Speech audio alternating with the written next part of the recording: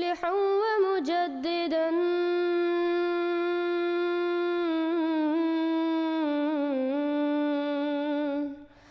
فارنوا بنظر طاهر وجنان.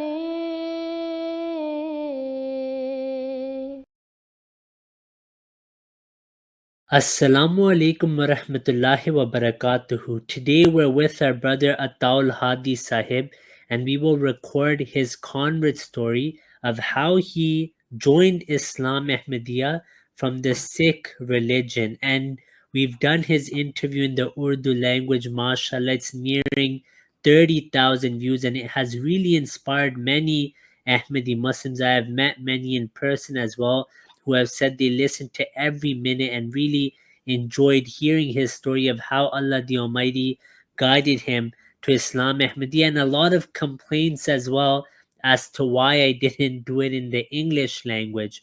So today we will be recording this story in the English language. So Ataul Hadi Sahib, you can begin your convert story, inshallah. Bismillah ar-Rahman ar-Rahim. I will try my level best to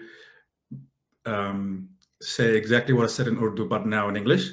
But I do not promise, but I'll try my level best to stick to the story and also similar expressions if I could replicate them.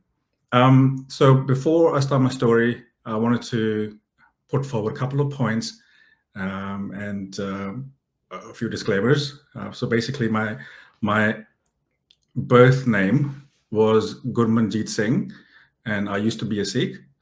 And my family, my dear friends, they still call me by the name Gurman, which is okay. I do not have any issues with that because that still is my name.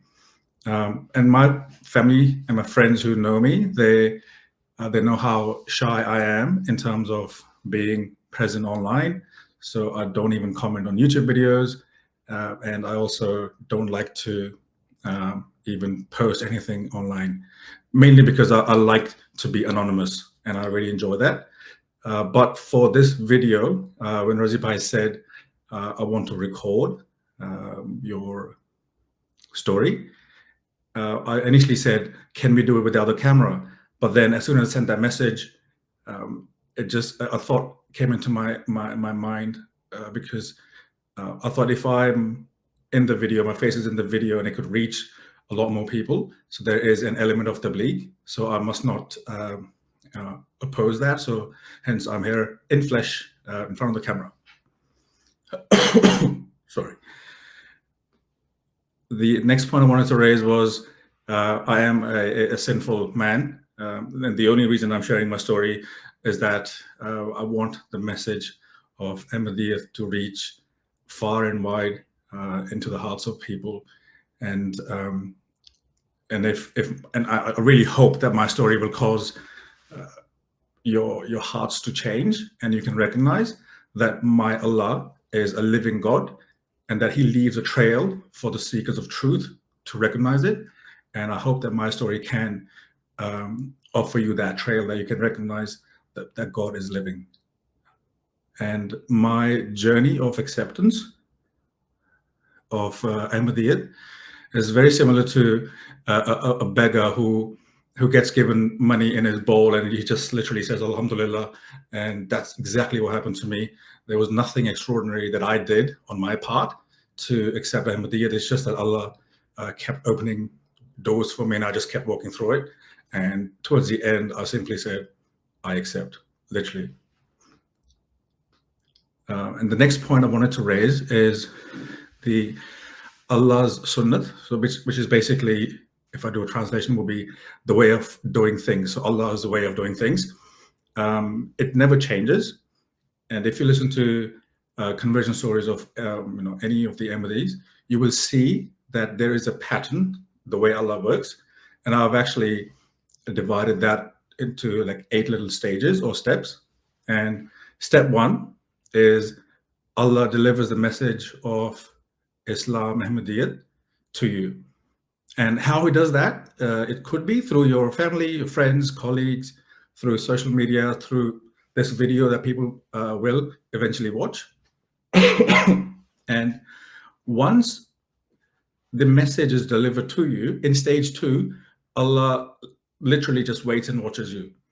And he goes, okay, my message has been delivered to the person. Let's see what he or she does next. Do they outright reject it without doing any research?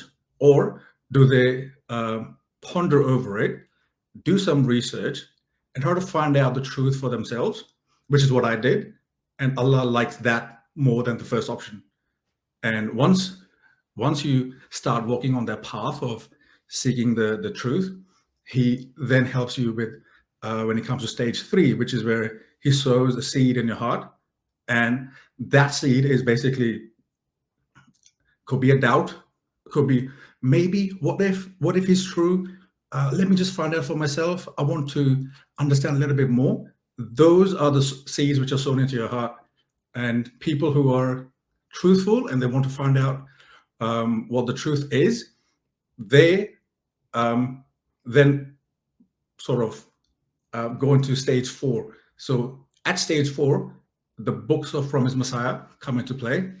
And it's simple. Any convert, Ahmadi convert, they will read Hazrat Masih Maud's book. It could be one book, it could be multiple books, but the books are involved in the process. So that's at stage 4.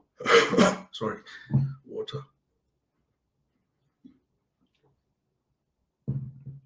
At stage 5, you will have spiritual experience. It could be a dream, it could be a vision of something spiritual, supernatural, so to speak. And the message that you get from Allah in this stage will actually suit your personality, the type of person you are. If you're a logical, reasoning kind of a person like me, your message would be sort of custom built or customized to suit your personality. And some people who are of a different personality, they might get a different message from Allah. But regardless of the type of personality you have, you do have some sort of dreams or spiritual experiences. And then comes stage number 6. This is where Allah goes, okay, I have shown you the path. You read some books. You had some doubts. I have cleared your doubts through dreams or visions. Now the ball is in your court. What are you going to do next? This is where the person, it's a big decision for anyone to cross that line. And once, if you do, you cross stage 6 and enter stage 7. In stage 7, Allah becomes extremely happy and joyful, and he literally throws a party for you in the heavens, so to speak. Or he'll put like a banquet out for you. You ask him for something, he just literally gives it to you without delay, that kind of stuff. But this doesn't last for that long. What follows after is stage 8. And in stage 8, he literally put his people through trials and tribulations. And I would just like to quote Surah Baqarah, ayat 215, chapter 2, verse 215. And it says, do you think that you will enter heaven while there has not come over you the condition of those who passed away before you? Poverty and afflictions befell them, and they were violently shaken, until the messenger and those who believed along with him said, when will come the help of Allah? Ye, surely the help of Allah is near. So this is a message from God himself, that you will be put through tests in this life.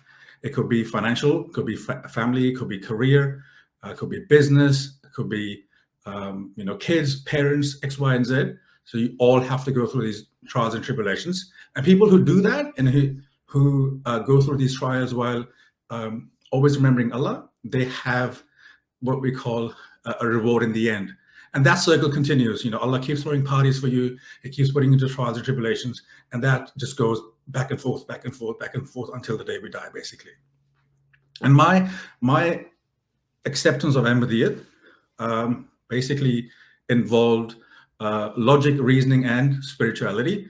Logic and reasoning because I'm an engineer, and that's how my brain is wired, and that's how I approached the entire research when I was doing the research on Ahmadiyyat. And spirituality is important to me because even when I was a Sikh, I used to go to the Gurdwara and stuff, and I used to sit there for to find peace and tranquility, and that just the spiritual side of mine just comes into play. Now, the next thing I wanted to talk about is many of my friends and my family, when I did convert and the news got out, they all asked me the same question: Why did you convert? Why could you not be a Sikh? Why did you have to convert? Why could you not just say, "Oh, okay, I believe in Allah and that's it"? Why do you have to take that step? And my answer to those at the time, I just kept brushing it away because I wasn't sure what to tell them. But now I think I have a few answers that I can give them, and I just like share them in the video. The first thing is, when I accepted Islam Ahmadiyyat, I didn't have to leave Guru Baba Nanak because Jamaat says, Azam Sih Maud said, Islam, that Guru Baba Nanak was a Muslim saint, and we highly regard him. So for me, it was an instant connection there, because if I were to join any other religion, I had to leave him. If I were to become a Christian, I had to deny Guru Baba Nanak was anyone. I had to leave him to enter Christianity. Whereas to enter Ahmadiyyat, I didn't have to leave him. I still believe in him. So nothing has changed for me. So that was one thing that enabled me to easily accept Ahmadiyyat. The other thing is, the main reason is the concept of God. My concept of God changed quite a lot. So what I mean by that is, in Sikhism and also in Islam, we both have one God. And God and Vaheguru, which is the name of God in Sikhism, Allah and Vaheguru, they're both same names of the same entity. And but in Sikhism, I couldn't find the answers to questions I was asking. That I knew there was one God. I was told by my parents that, there's one God, and his name is Vaheguru. We have to worship him. I was like, okay, I get that, fine. But I knew nothing about him. I didn't know about his personality. I had no idea whether does he smile, or does he cry? Does he laugh? Does he become sad? Does he love? Or is he ever shy? I didn't know. I didn't have the answers to these questions. And then, if that's what I was seeking, then the logical question which followed was, then what makes him smile? What makes him happy? What makes him sad? What do I do that makes him go, I really love you? What do I do? And he goes, I'm shy. And the aspect of the loving God was missing from my understanding of Sikhism. Allah has, one of his attributes is that he's a loving God. And Islam, we know that Allah loves you more than the love of 17 mothers, 70. And when I used to think about it, what does that mean? How do I quantify how much love is that, in terms of, if I could weigh it, I can't weigh it. So I thought about my daughter, and my daughter, she's very young, but every time I interact with her, she makes me smile. She would make me cry sometimes. When I do homework with her, I get frustrated, and sometimes I even get angry because she wouldn't listen, and she would go off on a tangent. And if tomorrow she comes to me, she makes a blunder or something, and she comes to me, and I'm very upset, and she goes, Baba, I'm extremely sorry. I apologize. Please forgive me that I've done this. I made this mistake. And I swear to God, I'll forgive her instantly.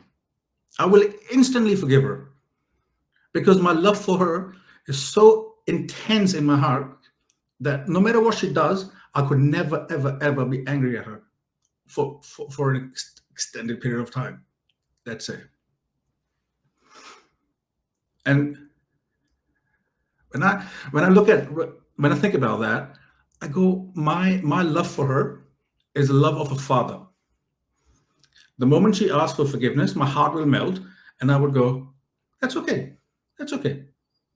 I'll forgive you instantly.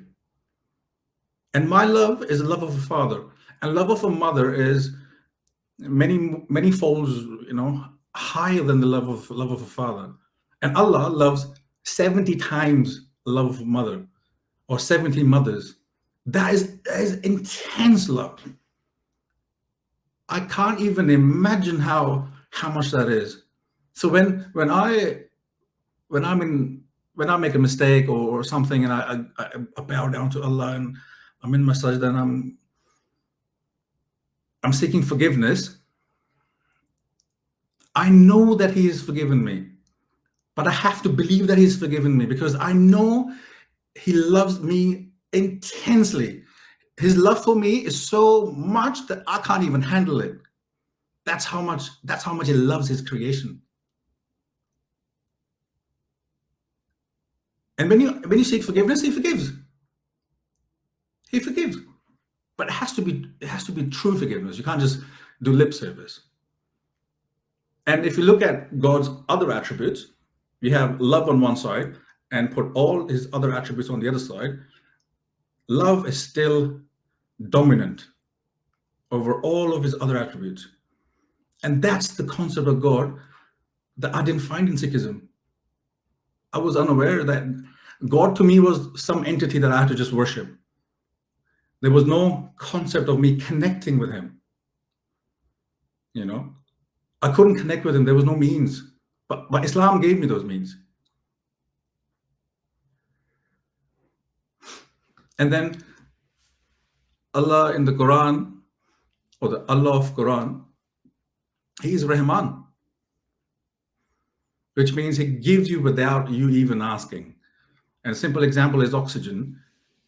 When you're born, you never ask for oxygen to be given to you. You never ask for eyes, ears, a heart, kidneys, legs, arms, nothing. You never asked, but you were given. And then His next attribute is He's also Rahim, which is next level. What that means is you ask and He will give you, on top of everything is already given to you.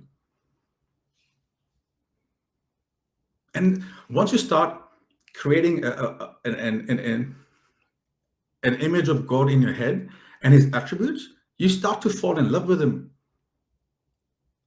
He loves you more than your own mother and your father combined, plus 70 more mothers, let's say.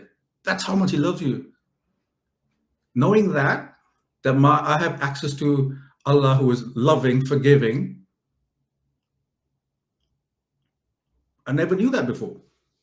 And that's in Islam.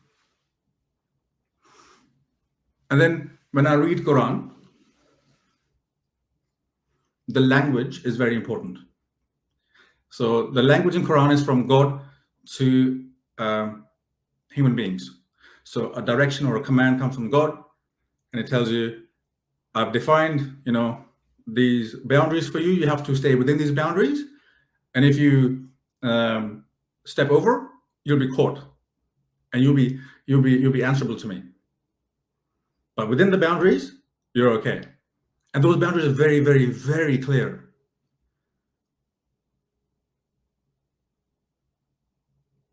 And when I used to read Sri Guru Granth Sahib Ji, which is the holy scripture of the Sikh religion, in that the language is the other way around. It's from man to God. So when I read it, it reads something around the lines of Hamri karo haath de racha purn hoye chit ki ichha, which means, oh God, protect me with your hand and grant me fulfillment of all my desires that my heart desires. And many more, many more. But they're all from man to God. It's like they're singing hymns in His praise. And also in Shri Guru Granth Sahib, you will see an amalgamation of different saints. Some are also Muslim, some are Hindu, some are Sikh. And their sayings are actually part of the Shri Guru Granth Sahib. So it is not from one source like the Quran is. Quran is definite. It is from Allah to mankind, period. There is no one else who's actually added or taken away items or parts from it.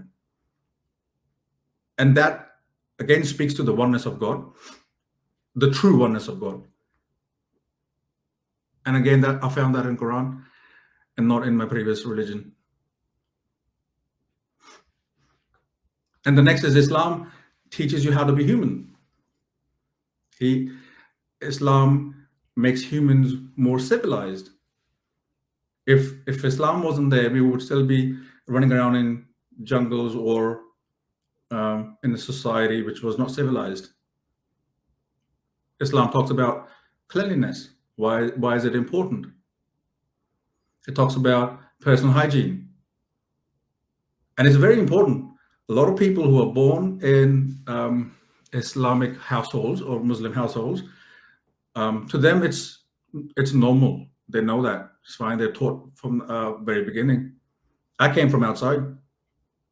It teaches you how to go to the toilet, what steps you have to take, what do you have to do, how you have to do it. It teaches you how do you have a shower, how do you take a bath. It teaches you how do you keep yourself proper, trim, proper, clean, tidy, how. It teaches you how to eat properly, what etiquettes you need to have.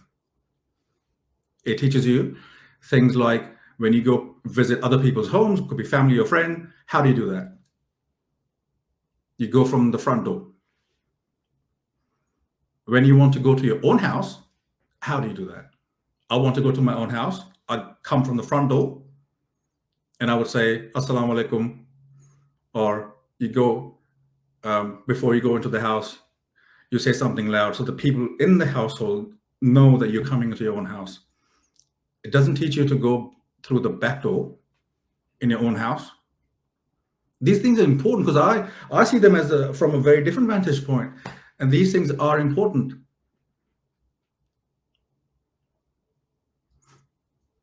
Then Islam has defined rights for your neighbors. Again, important. If you want to be in a civilized society, yes, you have to have rights for the neighbors. And when a Muslim passes away, the will, there are shares prescribed for parents, kids, spouse, who gets how much of the deceased property or cash or whatever he or she has left behind. But these are predefined. There's no gray areas, it's black and white. Very, very clear. Then again, the property rights of women and fathers' inheritance, daughters, very clear. As I said, it teaches you how to be civilized. And the next point of that is when you are in a society, man or woman, it teaches you how to get married. So when you want to get married, it tells you what to look for. And once you are married, it clearly defines. The husband does this and the wife does this, and the husband does that and the wife does that. They have clearly defined roles. And then if, God forbid, you have to go through a divorce, again, it's got rules and regulations in it. It shows you if you want to go through a divorce, it's fine. Divorce is still okay in the eyes of Allah. It's permitted, but then it tells you what to do. And there are rights even after divorce that you have to fulfill, especially if you have if you have kids. You can't just say, okay, that's it, I'm just gonna get divorced and see you never. No. you're bound. Again, it's defined. Islam also has clearly defined rules in case of a battle or a war. You can't harm women, children, elderly. You can't kill them, you can't hurt them, you can't take them hostage. Nope. You can't even destroy trees and plant and bushes and that kind of stuff. That's the level of detail it goes into, which transforms a human being from, I don't know, a social animal into a civilized being. And now I can say I have a much, much better understanding of Allah, an even better relationship with him, because I know who he is. I know what he likes. I know what he dislikes. He's not just a being, supreme being that we just need to be aware of, worship, and fear. He's much, much more than that. And that's why I became an Ahmadi Muslim, period. You find me a God or a definition of God that is better than what is shown in the Quran, I challenge you. No one can.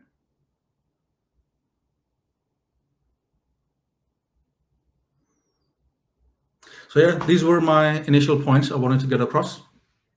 Now let's start with my actual story. As I said, I will try to keep my English version very close to the original Urdu version. So yeah, here we go. Okay, Razi Bhai, let's start. So I don't think, Razi Bhai, you know that Islam is a religion of fairy tales. And I don't think you know what I mean. Let me just take you through it. Do you know there will be a time, which is called at the end of time, which is the Qiyamah, that there will be a person called the Mahdi, who will be appointed by God himself, and he would one day be leading a namaz, and just before he's about to start, Jesus Christ, his second coming, would be at that moment. So he will come down from the heavens on the he'll have actually two angels will bring him down, and once he lands, he will ask the Mahdi to step aside, and he would say, I will lead the namaz. And once the namaz is done, the Mahdi and Hazrat Isa, or the second coming of the Christ, they will gather their forces or their army, and the army will be would consist of all the Muslims in the entire Ummah. They will gather behind them, and once the army is ready, they will have a massive battle with a one-eyed character called the Dajjal. And the Dajjal will be very powerful. He'll have all the resources on the planet at his disposal, and it will be a fearless, gruesome war. And in that war, what they would also do, apart from killing the Dajjal, they will also be killing all the non-Muslims in the world.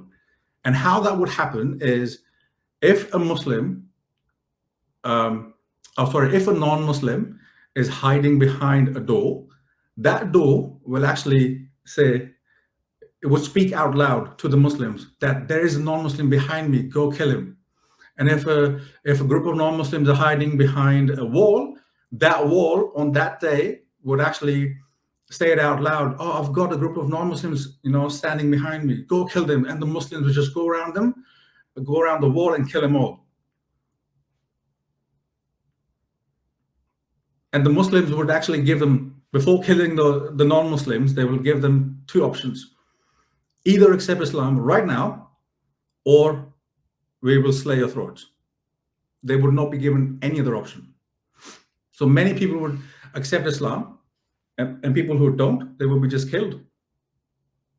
But there is one tree which only the Jews know where it is.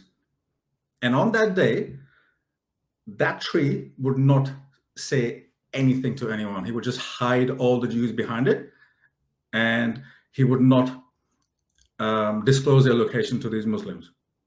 But what the Jews have done, because they know where the tree is, they've actually planted thousands of, hundreds of thousands of other trees around it to make it into a massive, thick jungle. And now only the Jews know where that tree is. No one else knows that. So on that day, all the Jews will be saved who hide behind that tree, but everyone else will be killed. All non-Muslims will be dead. And the best part is this is the actual conversation which was happening in a hostel room in July 2007. And in that room, there were 5 people. There were 4 non-Ahmadi Muslims. They were my friends from uni. And then the 5th one was me, the only non-Muslim kafir sitting in that room. And these guys were actually talking about killing me. Not literally, but I was the only non-Muslim in the room. And they were talking about, oh yes, the Mahdi will come, the Messiah will come, and we'll go and kill all the non-Muslims, and it'll be bloodshed. And I was just baffled because I had never, ever, ever heard of this story in my life. I was scared for my life.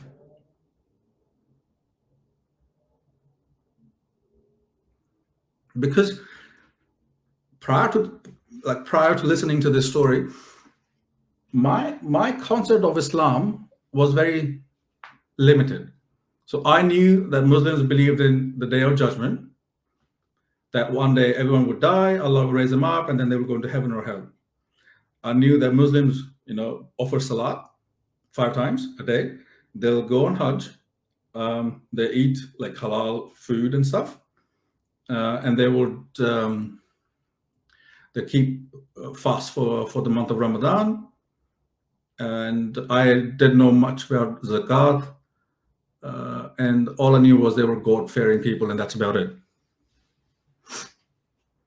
But that story that I heard in that hostel room was terrifying. Was absolutely terrifying.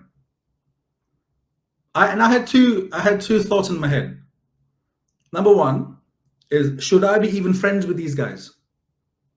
So these my so-called friends who tell me that we are friends, why should I be friends with them? Because if their Qiyamah comes in the morning, they will be the first ones to kill me. Because they would go, you know what, we know where Hadi lives, let's go there and nab him.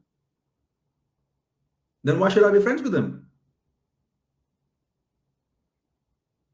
And the second thought that came into my mind was, Islam, which literally means peace, how could its end be this violent, bloodshed? Logically, it didn't make any sense to me. And if you leave Islam on one side, pick any religion. They all talk about peace. They all talk about harmony. They all talk about doing the right thing, be a good citizen, and don't kill someone, don't hurt someone. How could the end of any religion be that bloody?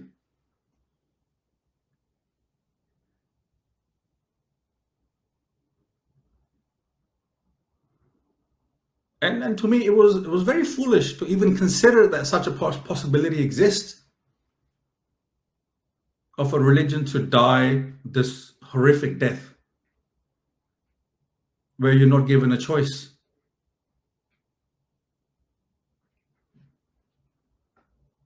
And sometimes when I now look back and think about that story I heard in that hostel room, I think maybe me being a non-Muslim was a blessing from Allah. Because if I were a Shia Muslim or a Sunni Muslim, I might have had similar beliefs.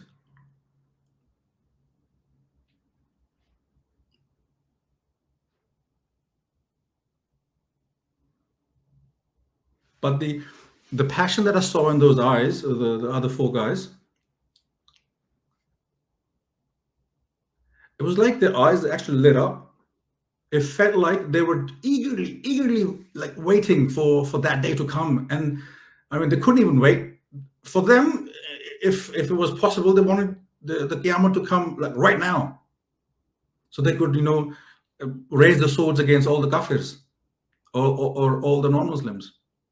That's how passionate they were. They were not angry, but they were very, very passionate.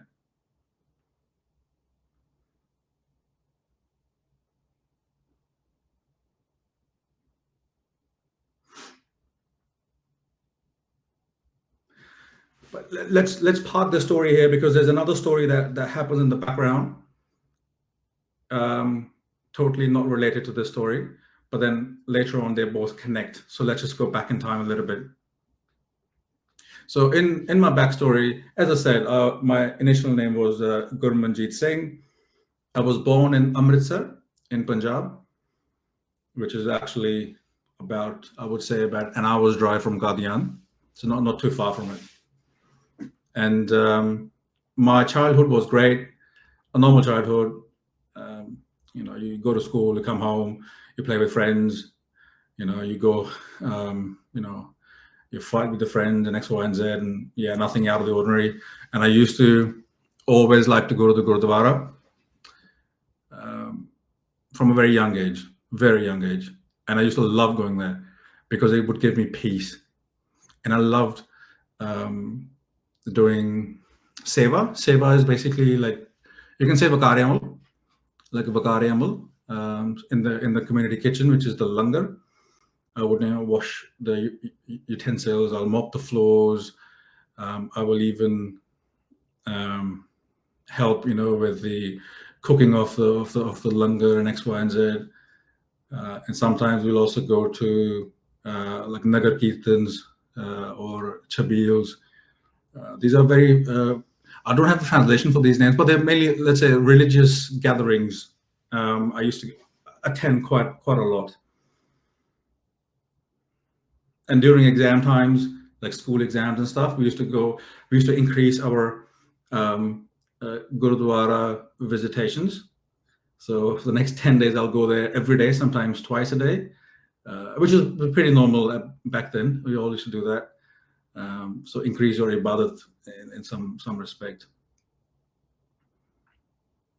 Then I used to do part. Part is similar to if I say do the tilawat of Holy Quran. Do you recite the Quran? So part is basically reciting Shri Guru Granth Sahib Ji.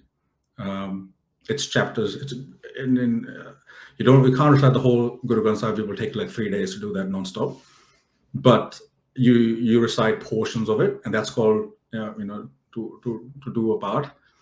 My paternal aunt, she always used to tell me to do the part and try to connect with God himself through that, which is to do the part. And I used to read it. I could read it, but I wouldn't understand it. It is very similar to if I look at the Holy Quran, I can read the Arabic text, but it means nothing to me because I don't know the language. Same with Guru Granth Sahib Ji. It's written in Gurmukhi, but that Gurmukhi is not spoken anymore. It's dead. The Punjabi that we speak is very different to the Punjabi that's written in the Guru Granth Sahib. You can make out a few words, but it's not like you can read, you can understand every single word. And to me, I would start reading the part and I would try to connect. But then if I couldn't understand what I was reading, I would just give up. I'm like, what's the point of all of this? I can't even understand. And back then, I'm talking in the 90s, back then, there didn't exist any translations. At least there was no translation of Shri Guru Granth Sahib Ji on one side. Let's say, like in the Quran, we have Arabic on one side and the translation on the other side. In Guru Granth Sahib, this is not like that. It's just the text. There's nothing written on it. No commentary, no translation, nothing. And even today, if I go on Google to seek the translation, I can find it on the web pages, but then it would literally translate what's written up top. And even that translation, it doesn't do justice to the text above. Very simple example, in the Japji Sahib, there's the Pauri number 21. Pauri 21 means paragraph 21. There is a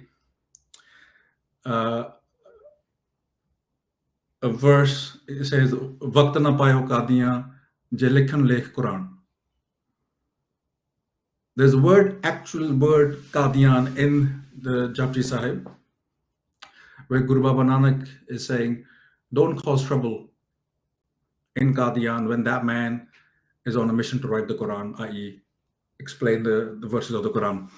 But the Sikh translation doesn't do justice to it. They change the word Qadian to Qazi. Qazi doesn't write Quran, or Maulvi does, Qazi doesn't. So that's a clear injustice done to the actual text, how it's translated.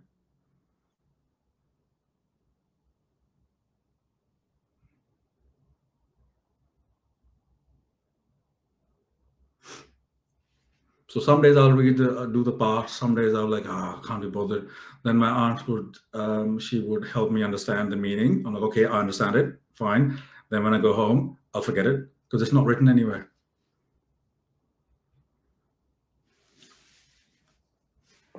So when I came to Australia in 2002,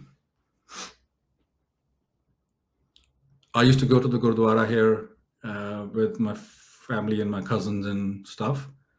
And one thing that bothered me a lot, and it still bothers me, it actually bothers me a lot, is when I first went to the Gurdwara for the first few times, I was like, why is everyone dressed up so nice, trim, proper? What's going on? We're just going to the Gurdwara. I mean, you don't have to dress up like you're going to a wedding. And when I looked around, I thought, okay, I understand what's happening.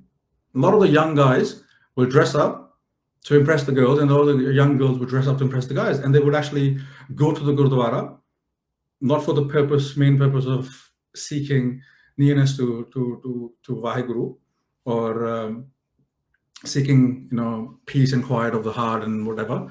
They would just go there as, okay, let's do it. Let's hang out together. And it still bothers me, absolutely bothers me, because I used to get angry because I would go there seeking, I want peace of my heart. I just want to just sit down and do nothing, just try to connect with the energy. But then in the background, there's just all the chatter going on. And I used to get very angry, very, very angry. But then I thought to myself, what's the point of me getting angry then? I shouldn't get angry. Even if I express my anger to other people, that's not going to change anything. So I said, look, I'll put a condition on myself to fix the issue, or at least what's bothering me. So I told myself that, okay, every time I go to the Gurdwara, I'm going to keep my gaze low. I'm going to keep my eyes on the floor. I'm not going to see what's going on around me. I don't want distractions. And I did that for a few years. I think I was in the ages of 18 to 21, 22, yeah. And I did that for 3-4 years, and it was okay for me. I used to go there. I didn't used to bother looking who's doing what, saying what. Just go do there, sit down, listen to the part, then go downstairs, have langar, and then go home. And I was okay with that.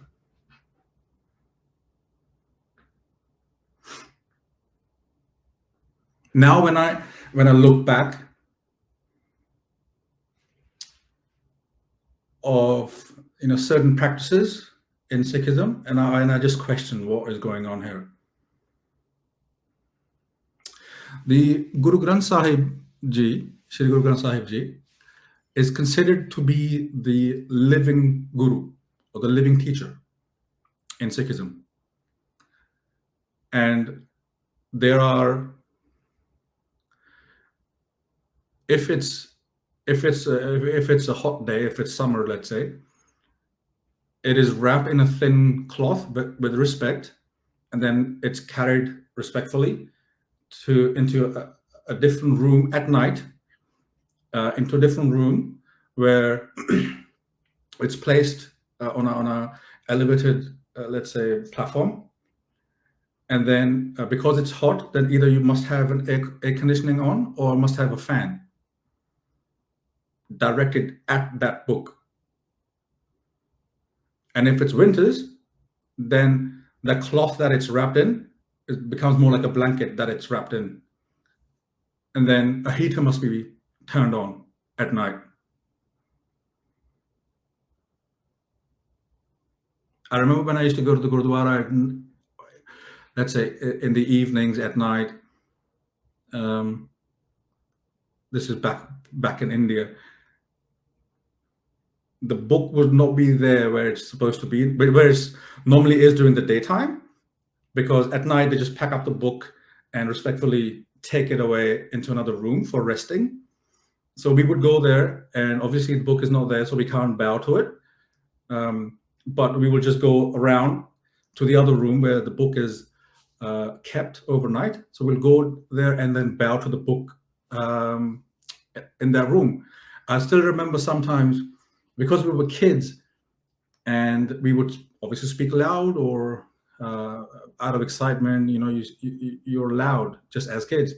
And I remember we were told off by many of the adults there, say, shh, keep it down. Babaji is sleeping. Babaji means the guru, the book, the living guru, that he's sleeping. Don't make a noise. And I didn't used to challenge this. I was like, okay, maybe. But now when I look back, I'm like, it doesn't make sense anymore to me.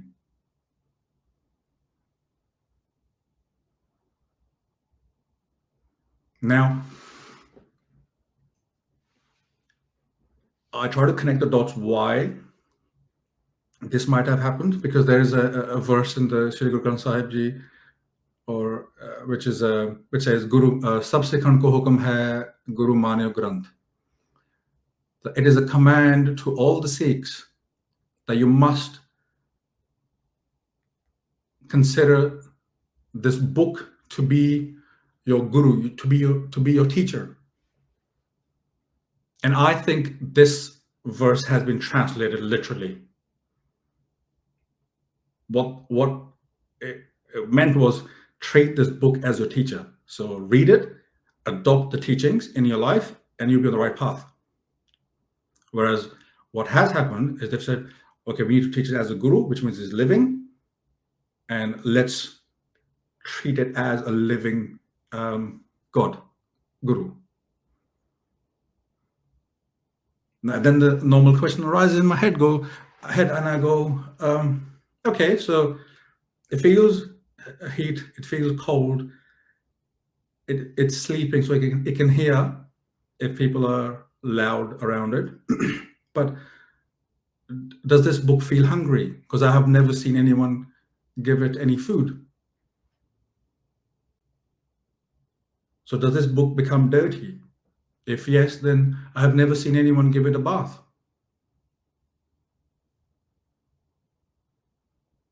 So if it's living, that's in that sense, will it also die one day, like we humans do? So it can feel temperature, it can hear things. It's not hungry. It doesn't get filthy in the sense like human bodies do. We have to take a shower. Will it die? I don't know. Look, it opens doors to a lot of questions. And there is no answer for this. If I go and talk to someone and say, what about this? There is no answer. There's just a belief. That's it. There's no rational argument why it's done the way it's done. Then once I was talking to a person about Sikhism and Islam and whatnot. And they said, why do you guys do circumcision? And I said, look, there are medical reasons for it. There's a religious background to it. And they said, but God made everything perfect. That's why we don't cut our hair, because this is given to us by God, and God made us perfect. So why should we change it? And my next question was, why do you cut nails? Let them grow. This is given by God. Why do you cut it?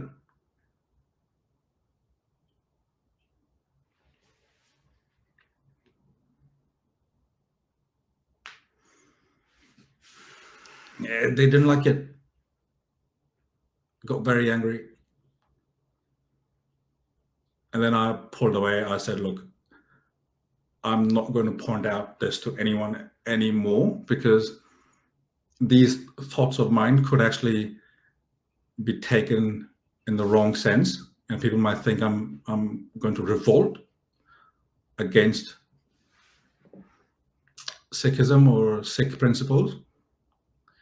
And I said to myself, I'm just going to keep these thoughts to myself. That's it. And after that, I never did.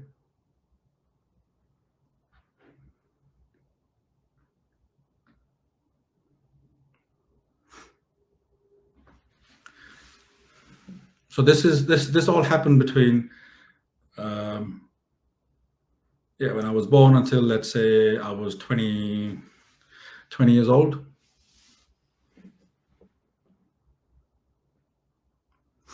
Then in 2004, I start my engineering degree. So I go to uni to start my degree, and I met a lot of people there. I had no friends of my own, like from a school and stuff. So I made all my friends in uni, basically. So I had 0 friends to, I don't know, 15, 20, 30 friends within the first sort of 6 months. And among those friends, I had made some friends who were Ahmadi Muslims. But at the time, I had no idea. Because for me, they were just Muslims, any Muslim. And the only knowledge I had about the Muslims at the time was that there are 2 types, either Shia or Sunni, and that's it. And I didn't even know the difference between the 2. Why are they called Shia and why are they Sunnis? I had no idea. I just knew there were 2. And to me, they were just Muslims. They were Ahmadis.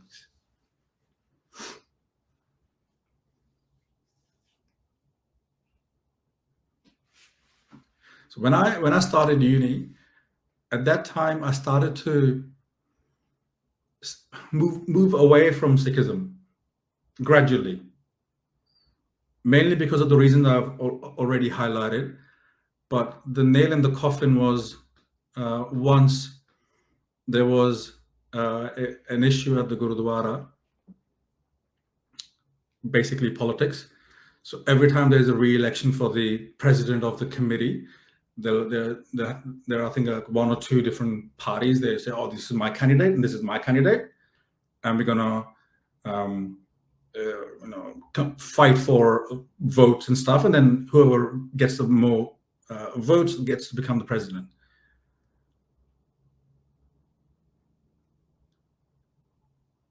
And when that happens, normally in a civilized world, you do it peacefully, right?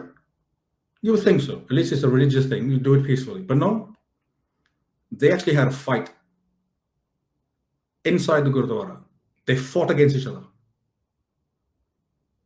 And I have seen many of these fights, not just in Sikh Gurdwaras, but also like on YouTube now. You can see people fighting in mosques, people fighting in the churches, people fighting somewhere else, in the temple, Hindu temples and stuff. So these type of people are always there, who are not serving God, who are just serving their own personal agendas. So they fought in the Gurdwara. And it escalated to the point that they had to call the cops. to come in and help them basically disengage. So the cops were called, and poor cops, they had no idea how to get into the Gurudwara, because there are etiquettes to get into the Gurudwara. You have to remove your shoes and you have to cover your head. They didn't know that. They were responding to a fight. That's what they were doing. So they just barged in with the shoes on and no head covering. And people who were fighting, they stopped their fighting and they turned the blame on the cops. They go, how dare you destroy the sanctity of this Gurudwara? How dare you disrespect this place by bringing your filthy shoes inside? And the cops were like, oh, we destroyed it? Are we disrespecting? Look at yourself. What are you guys doing inside? And he had a point. He had a point. The cop had a point. And I think that was the final nail in the coffin for me. And I was like, that's it. Thank you. I'm not going to be part of this circus anymore. Please, I'm out of this game. And I decided to become an atheist. Because to me, the whole thing was just a circus. From the very beginning when I was a child to the final, where they had the fight in the temple. How can I find God in that nonsense? So the only thing for me to do was step away. That I don't think that God exists. There's no God. There's no religion. Yeah, done. And it was the easiest thing for me to do. Step away. And I did that for many months. For many months, I was an atheist. But then there was something inside me that said, no, because I wasn't at peace. I was angry. I wasn't at peace. It wasn't like, oh, there's no God, there's no religion, let's party, and I'm happy. I was happy in other terms, but not happy inside. So I spoke to a friend of mine from uni, and I told my friend that, look, I'm going through mixed emotions. I don't know what's going on, but I'm not happy. And I explained what happened. And my friend said, why don't you become agnostic? You say that there is God, but there's no religion. And I was like, yeah, I can do that. Yeah, that's good. I like that. Because when I was a kid, I used to communicate to God in my own language, sitting just like I'm sitting here. And I used to talk to him as a kid. There was no two-way communication, but I used to talk to him. And I said, that's familiar. I can do that because I used to do it.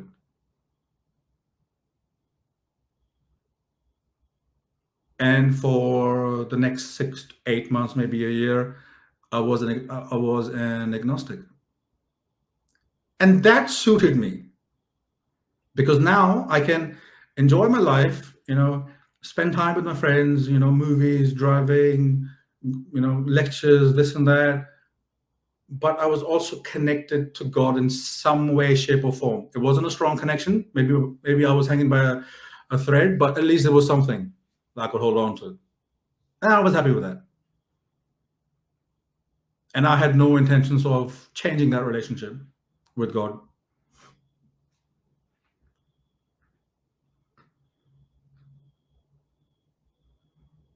Then in 2006, the summer of 2006, July, we had a semester break. So I planned a trip to go back to India for the very first time since I'd been to Australia.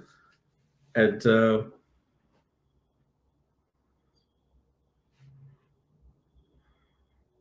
my friend, my Ahmadi friend, he said, can you go to Qadian when you're there, like in Amritsar? I was like, huh, where is this? Well, like, what do you mean Qadian? Where is it? I can go. I mean, where is it? Because I had never heard of Qadian before. Never. That was the first time I heard about Qadian. And I'm like, okay, what's there? And my friend said, the person that we believe in, his grave is there.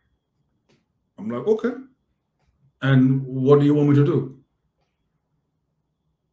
Can you make a video of that, where the grave is and stuff? I'm like, yeah, okay, I can go. No problem. So I landed in Amritsar. A few days later, I packed up a few of my friends and got in the car, and we decided to go to Qadian. It's only an hour's drive from Amritsar, it wasn't long. So when we reached Qadian, there were no signs saying the grave of the promised Messiah ﷺ is right this way or that way. There was nothing. It was just a village with no signs. We ended up on the other side of Qadian, where the majority Hindu and the Sikh population lives. So we stopped the car at a tea stall, and I asked this. I want to make this correction in the Urdu recording. I asked the tea stall person that I want to go to the grave of Hazrat Mirza Ghulam Ahmad of Qadian. That's incorrect because I didn't even know his name at the time. All I knew was there's a holy saint or a person who's buried there, and my friend follows them. That's all I knew. I didn't even know his name. So I said to the tea stall guy, I said, I want to go to this. There's a grave of a holy person here. Can you tell us where it is? And he said, oh, you want to go to where the Muslims live, the Muslim area. That's how they refer it there. So there's the Muslim area, there's a non-Muslim area. I said, yes, please. He gave us the directions, and we ended up on the right side of Qadian, which is where our masjid is and all the other Jamaat members live in that area of Qadian. But we hadn't reached the Bahishti Maqbara. So the Bahishti Maqbara is a graveyard where the promised Messiah, ﷺ, Hazrat Mirza Ghulam Ahmad, is buried. I didn't know at the time. So I parked the car, we parked the car, and it was mid-afternoon, around about 1:30 in the afternoon. It was very hot. So I lowered my my window, and there was a guy, an old man, lying down in the butcher shop. And there was no electricity in the shop. It was dark. I couldn't even see. But I knew it was open because the shutter was up. So I said, excuse me, can you please tell me where I can, can you please tell me where the grave of this holy person is? And he gave us the directions, and I said, thank you. And my next question to him was, where can I buy flowers to put on his grave? He said, oh, no need for flowers. You can just go like that. I said, okay, what about, where can I buy like a chadar, which is like a piece of cloth, a decorative cloth, which normally people put on the graves if you go to India, Pakistan. And he said, no need for a chadar either. Okay.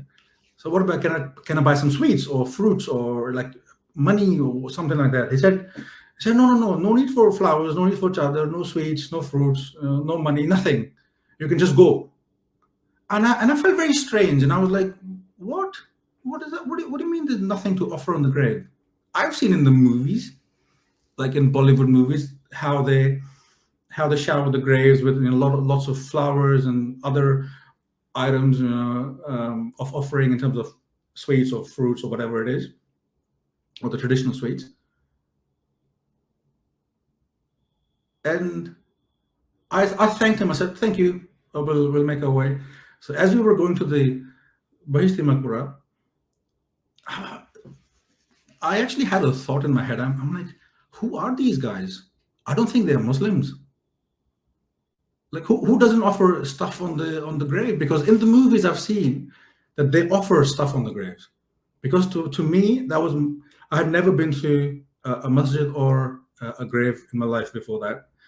And all I've seen in the movies is the Islam that they show in the movies, especially where there's a grave. A lot of people go there, they buy stuff for the grave, shower flowers and stuff. And I was like, nah. These guys are not Muslims. They're not true Muslims. Come on, they can't be, because who doesn't do that? And that was a genuine thought in my heart. And I was like, nah, I don't think they are actual true followers of Islam. And that was my thought. And I went with that thought. So we reached the Bahishti Maqbara. And the main gate was open, so we could drive in. And it's an L-shaped driveway. And we parked the car where the driveway finished. It couldn't go any further. And we got out of the car. And I remember it was a very, very, very hot day. It was mid-June and humid and hot. But when we got out of the car, the first thing that struck me was obviously the heat hitting my face. And the second thing was I noticed there were a lot of mango trees. And in those trees, there were birds chirping away. Very, very serene and calm and like very quiet.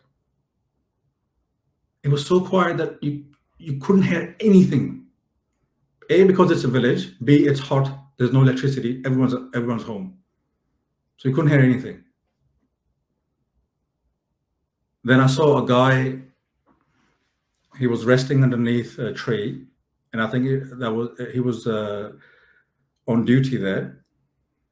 And I approached him and I said, "Look, hey, I'm from overseas. I need to take a video for my friend.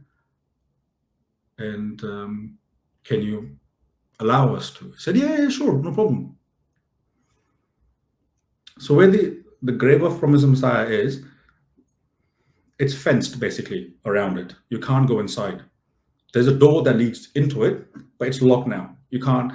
No one unlocks it anymore for people. But back then in 2006, I think Jamaat never had that instruction. So that person opened the lock. He opened the door and he said, "Yeah, you can go inside." I'm like, okay. So me and my other two friends, we walked in, and the first thing that we looked at was like, okay, it's written Urdu. It's written in Urdu. I couldn't read Urdu. I still can't. And I'm like, okay, so which grave are we like supposed to capture in the camera? I captured all the graves inside, but I wasn't sure which one was Huzur's grave. And I looked at it and I'm like, oh, okay, maybe it's this one because it's grand. The gravestone is bigger than the other graves. And my friend was like, oh yeah, it looks like that. That's the main grave of the holy person. I was like, okay, fine. We made the video and stuff. And I was like, okay, we have to pay respects. So we all stood like this. And in the Gurdwara, what we do is we walk in front of the Sri Guru Granth Sahib. We'll stand like this, head down. We say a few prayers in our own language, and then we just bow down to it. Like do a sajda. So I was like, that was the grave of Hazrat Masih Maud. And I was standing like this, and I said some dua, some prayers in my language, something along the lines of, I said, Babaji, I've come from very far to make a video, bless me and maybe bless my journey back, something along those lines. And then I was like, okay. Then I went to do sajda to Huzur's qabr. Because for me, that was the best respect I could show. That was my way of worshipping, or at least my way of ibadat at the time. I knew nothing else.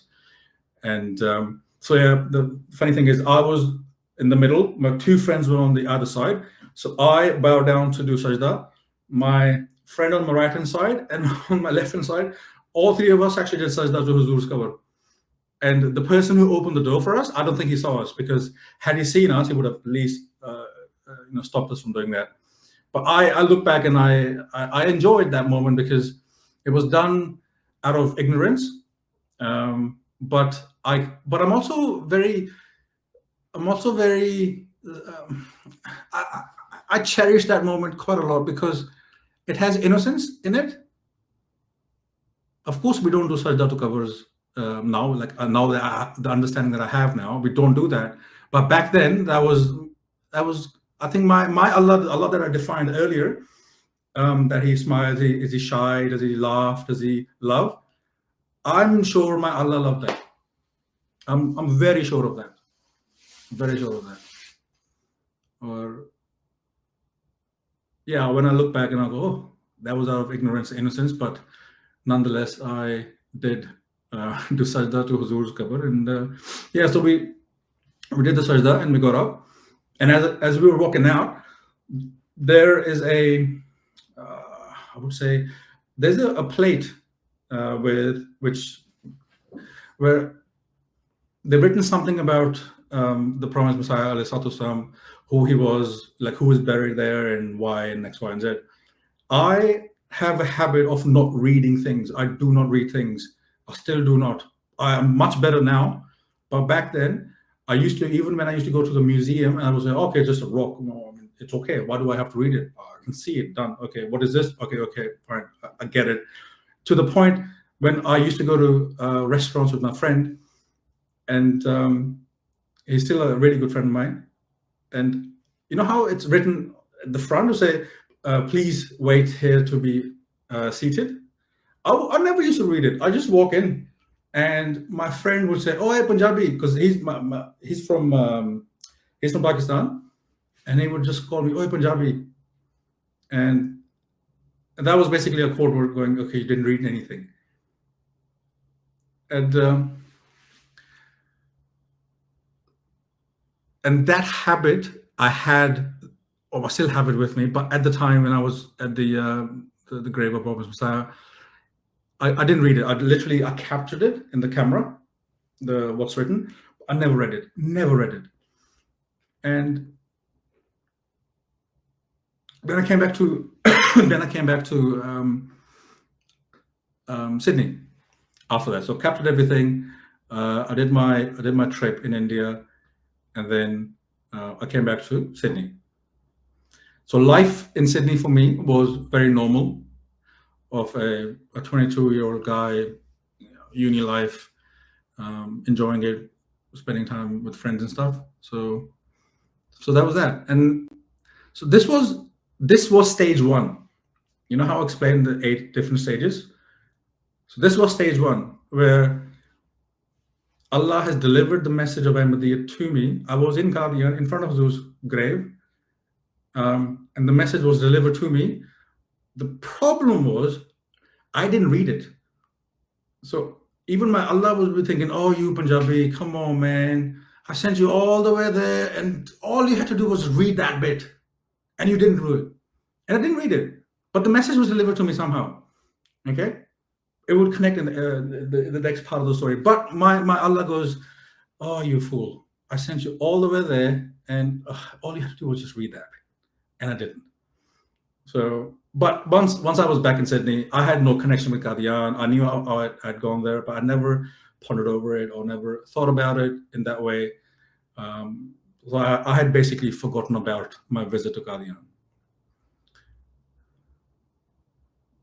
Now we go back to my first. Now we go back to my first story in that hostel room, July 2007. So I came back from Qadian in July 2006. A whole year has passed. I'd not thought about Qadian, discussed nothing, zero. So after that discussion with my friends in the hostel room in 2007, July, I went home. It was night. I went home. It was Sunday. I was quite concerned. It bothered me. But anyway, I slept over it. Next morning, I went to work. I used to do an internship in the city. I went to work. At lunchtime, I thought to myself, okay, let's find out about these people, like the Mahdi, the Messiah, the Dajjal, because I had never heard of these people before. Never in my life. So I went to Google. I went to Wikipedia. I looked at the story of the last days of in Islam, and what it was written there, it was very similar to what my friends were saying. I would say about 70, 80, maybe 90% the same.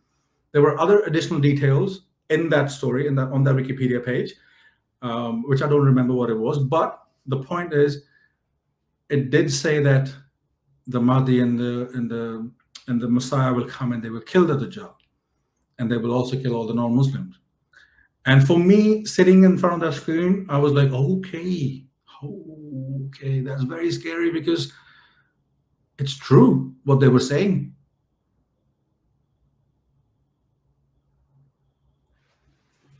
And then at the bottom of their page, there were 2 paragraphs, very tiny, small paragraphs, about this big, about 4 or 5 lines each.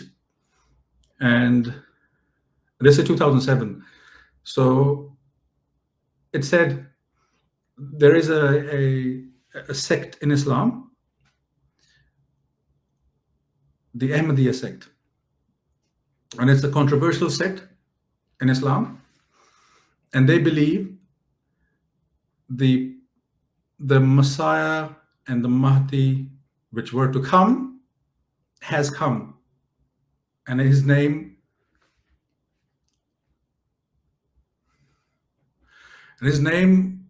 was Hazrat Mirza Ghulam Muhammad of Qadian.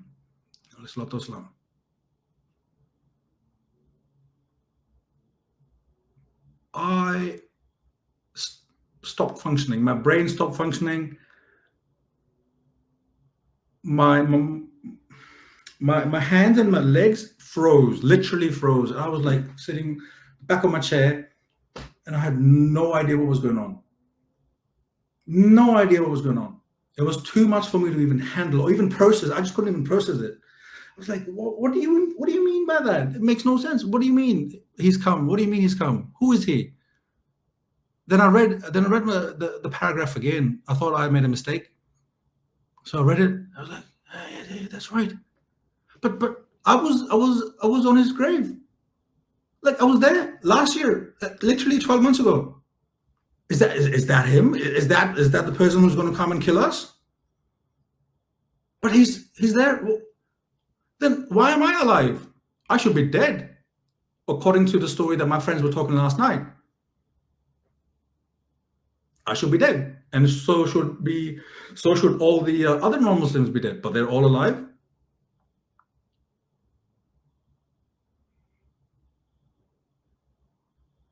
But what is going on? Then I thought there were two explanations to this whole story. Either my friends from last night, they're lying, or the Ahmadis are lying. Only 2 options. There is no third option. But it took me good 5 to 10 minutes to literally calm down, because I was so shocked. It's like lots of, I can't even explain. It's just mumbo jumbo in my head.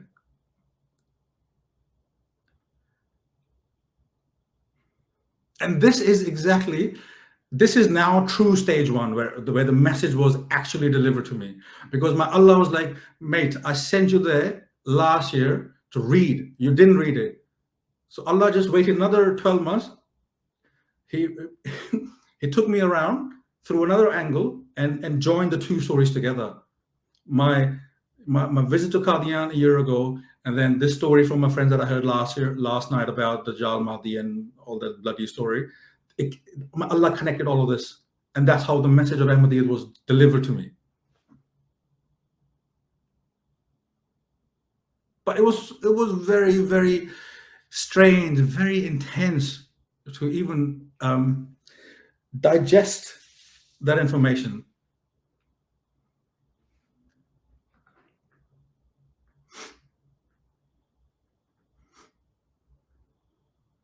So over the next, I would say, week, I decided to read about Ahmadiyyat. This is stage 2, where Allah will wait and watch and see where you go. Which path do you take? I could have said, "Oh no, I don't believe in this. This is fairy tale, whatever." I could have done that, but for some reason I didn't do it because I had been to Qadian. That was a very strong coincidence, so to speak. It did not allow me to step away from this whole story and say, "I'll forget it." I couldn't do that. So I went on alislam.org. I read small snippets and small articles on Ahmadiyyat, the sign of the eclipses. It's still on the main homepage. If you go now, you can read the finality of prophethood. Like the finality of prophethood, I had no idea about this. I know nothing about Islam, but I was reading about it. Okay, I don't know what this is. It's fine. Okay, let's read. But as I was reading, I was finding more information about the Prophet Messiah Islam. And it was information that I didn't disagree with, or I would say, it wasn't like I said to myself, "Oh, I like that," or "I don't like that." I was just neutral. Like, I don't know how to make sense of this, but I'm reading it. But when I found out that Hazrat Mirza Ghulam Ahmad والسلام, claimed that Hazrat Baba Guru Nanak was a Muslim, that's where I stopped. I'm like, no. So say again? What do you mean? What do you mean? That he's a Muslim? No, but he's Sikh. He's the founder of Sikhism. What are you talking about? And I was like, no, this is, and I said to myself, "You're crossing the line here. Ahmadis, you're crossing the line. This is not right. I disagree with that." That's one point I actually said, I disagree with this.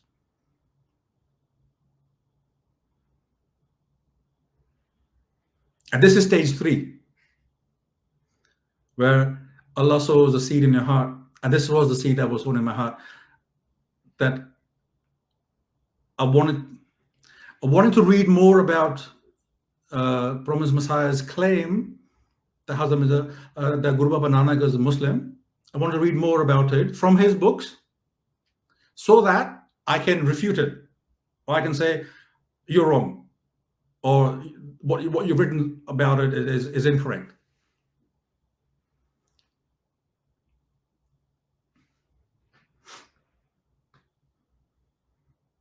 And when I found out about Guru Baba Nanak being a Muslim, I went to my Ahmadi friend. I said, "I agree with whatever you're saying.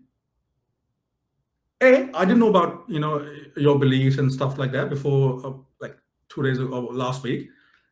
But what I've read so far, I understand a little bit where you guys are in the fold of Islam, or whatever little knowledge I had. But I said, this is a point of contention for me. I don't like this claim of your Jamaat that he's Guru Baba Nanak is Muslim."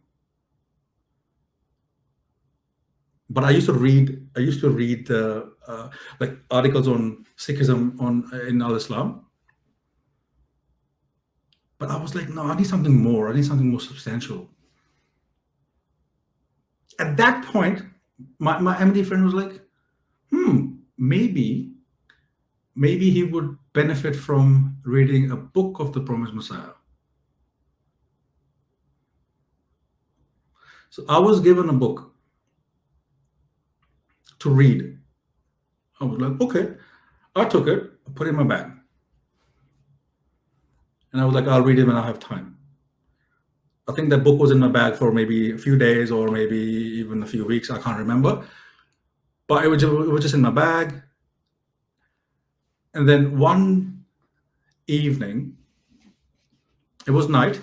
I finished my uni classes and stuff. and I was about to hop on the train to go home. And the journey from Sydney Central Station to Blacktown was roughly about 1 hour. And as soon as I sat in the train, I was like, oh, I've got that book. I should read it. So I was like, okay, I took it out.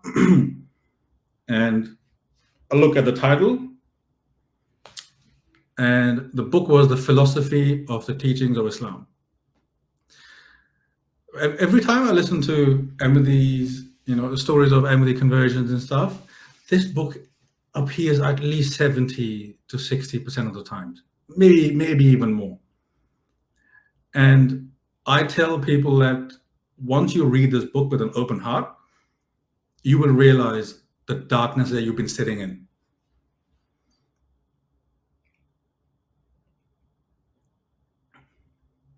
So I opened the book. I looked at the first few pages, introductory pages. I think they were about 20, 25 pages. And I was like, nah, let's go straight to chapter 1. I want to go dive into the book itself. I don't want to read introductions. So I started reading the book, and it was like from the very first page, it felt like someone was literally slapping my face, because the concepts, the language, the connections, they were so explosive. I had never ever read or even understood that religion could be presented in that way. The states of the soul of a human, three stages, how they're described, and how the Muslim has given examples, analogies. Oh my God, it's so good. It's so good. And every page I was reading, I was just getting amazed. I'm like, oh my God. Oh, wow. Oh, is this what it is? Okay, fine. Next page. Oh, it goes even deeper. Oh, the next page, the next page. And the whole 1 hour, I was just very excited. It was like I was spellbound for that 1 hour.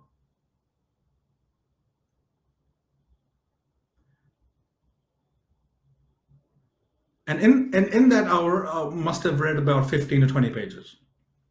No more than that.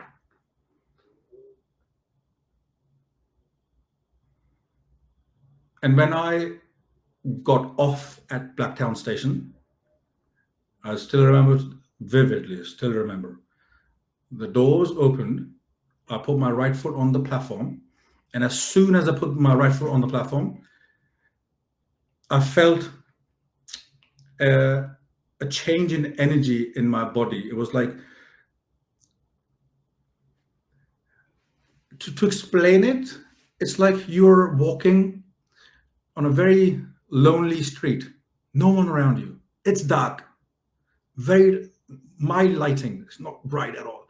And you walk in and you hear a noise, suspicious noise, and you go, what was that? That's how I felt. Exactly, that's how I felt. As soon as I put the foot down, my right foot, I felt like that, and I was like, whoa, whoa, whoa, whoa, whoa, whoa. And the immediate thought that was in my head was that the person who got on the train an hour ago, and the person who's getting off the train now, they're two different people. There is a change in this person. It is not the same person who got on the train an hour ago.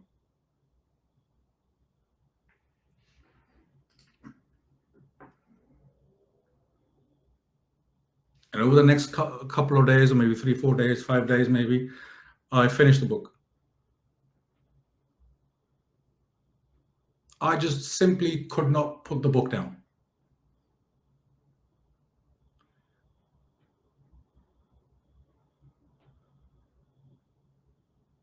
And then a few years later, after I converted, I've signed the bad form and stuff. A few years after that, I revisited the book. I said I should read again. But this time, I decided to read from the very first page. The first 20 pages I skipped from the introduction section? I said, I'm going to read that. So I started reading. And on page 22, of the English version of this book. Prophet Messiah says, and I quote, "Everyone who listens to this speech from the beginning to the end, to my treatment of all the 5 themes prescribed for the conference, will, I am sure, develop a new faith and will perceive a new light shining within himself." And when I read that, I stopped. I was like, I felt that. That's exactly what I felt. And I see that light in me on the day when I got off the train. And I can honestly claim that I have seen that fulfill in me. And this is the truth of Prophet Muhammad, that I have witnessed this firsthand.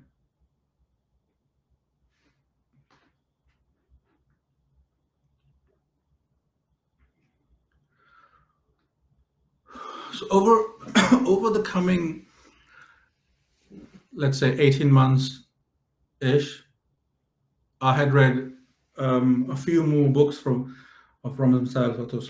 I read the Galadi Ghazala, A Misconception Removed.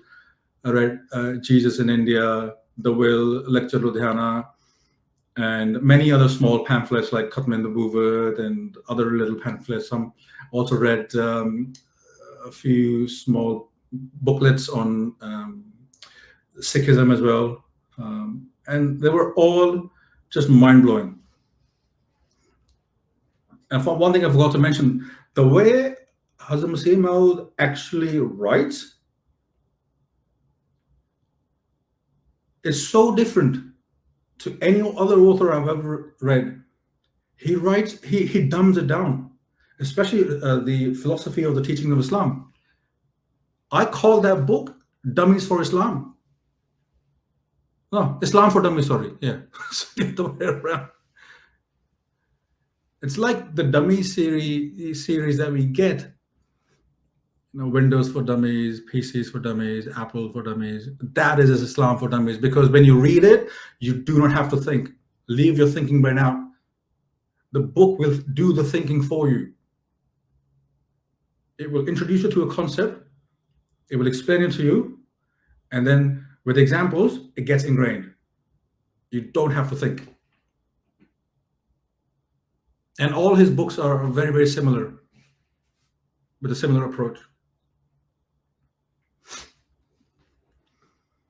Now, the funny thing is, I started this whole reading book journey to prove Hazrat Masih Maud wrong, or at least his Aqidah of Guru Baba Nanak being a Muslim wrong, or at least challenge it. But to my surprise, the more I read Jamaat's literature, the more my views started to change.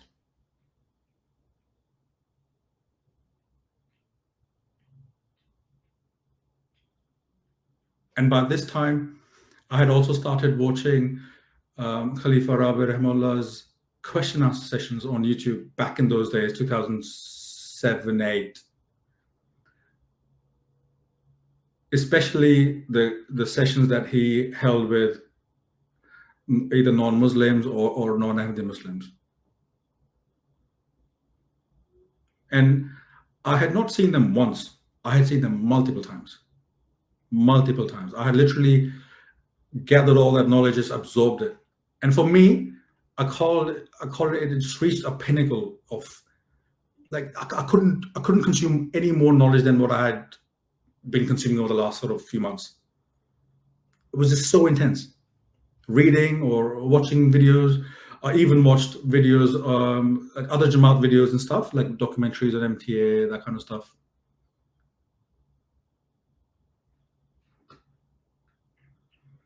And I also burned CDs from askislam.com. And these were CDs of Hazur's question answer sessions with members of the Jamaat or outside of the Jamaat. And I used to listen to it every time I was alone in my car. Instead of music, I just listened to that. And I continued listening to it at least up until 2010. I used to love it.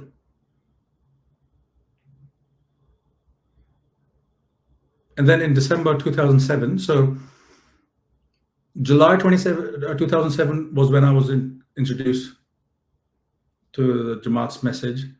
The Hazrat Masih Maud was in Qadian, and I was at his grave, and he was the Mahdi and the Messiah. And over the next 5 months, I read a lot. I listened to a lot of videos of Huzur. And then in December, my semester break, one evening, I was very, very emotional. It felt like my heart wanted to go somewhere. I can't explain it. I cannot explain it. The best example I give is it's like a sheep that is lost and it's looking for a herd, is worried.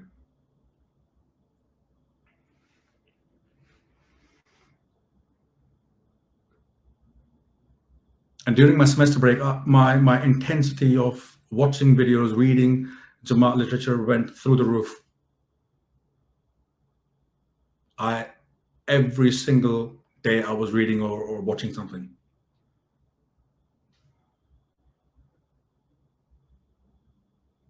And by that time, I had also started offering namaz in my own way.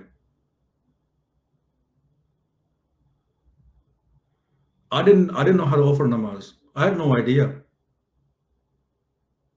I used to stand up. Instead of folding my hands like this, they were alongside, and I would just talk to God, some conversation, something that helped me or something. And then I go straight into sajda. And after sajda, I'll stand straight back up, talk again, and then stand straight, go into sajda. I don't remember how I finished my namaz, but I used to do that. But I was just having a conversation with God. That's all.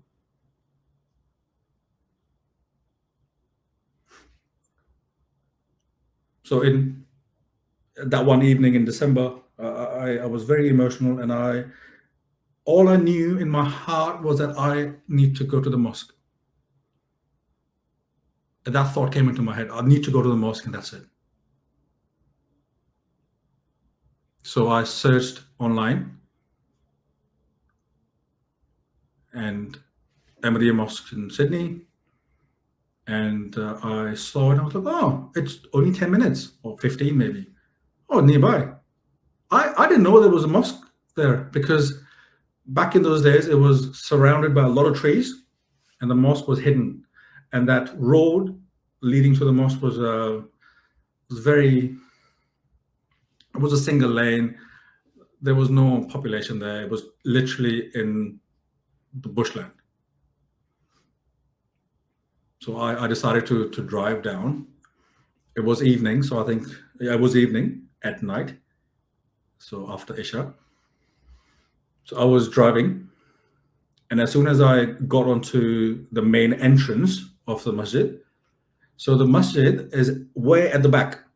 So the main entrance gate is here, and then there's an L-shaped driveway. So you can't see the mosque from the main entrance gate, from the road, because it's hidden at the back. All I could see was it was a gate, and one side is open, the other one's blocked, so you can get in and out of that side. And on this side there was a tree, and on that tree there was a small sign that read, "Private property, trespassers will be prosecuted." And I read that sign. When I read that sign, I was very scared, because when I left my house and all that 10-minute drive that I was coming to the mosque, there was only one thought in my head: what if they beat me up? What if they tie me down and they beat me up, or they I don't know. I just had negative thoughts. And I was very, very scared. And when I saw that sign, I was like, oh, no, I can't go. Now they're going to definitely beat me up, because it says private property. I can't go inside. So I reversed my car, and then I left away from the mosque. And then another thought came into my head. So no, you should go. But that's what you wanted to do. Go. So I turned my car around, and I gathered the courage, and I went through the through the gate, and as I was driving, you still can't see the mosque. It's very hidden behind the trees, and it was dark, and either side it was just bush and lots of trees. I was scared. On top of that, it's dark. I can't see the mosque, but I'm going. I don't know why I'm going, but I'm going. And as I go further, I can then see the mosque at the back. I'm like, oh, okay, that's the mosque. Anyhow, I get to the car park, and I just stayed in my car for I don't know how long. I don't know how long. I was in my car. I just wasn't getting out. Then I gathered the courage, and I started walking. There's another gate after the car park that leads to the masjid, but that gate is mainly for pedestrian access, small one.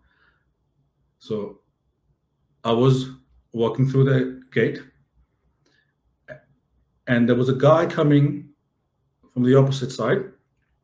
So as I was walking, and I saw him coming, I was like, oh god, okay, he's gonna, I don't know, maybe he'll say something, or I'll have to pretend or do something or say something which is not true. Or anyway, he came next to me.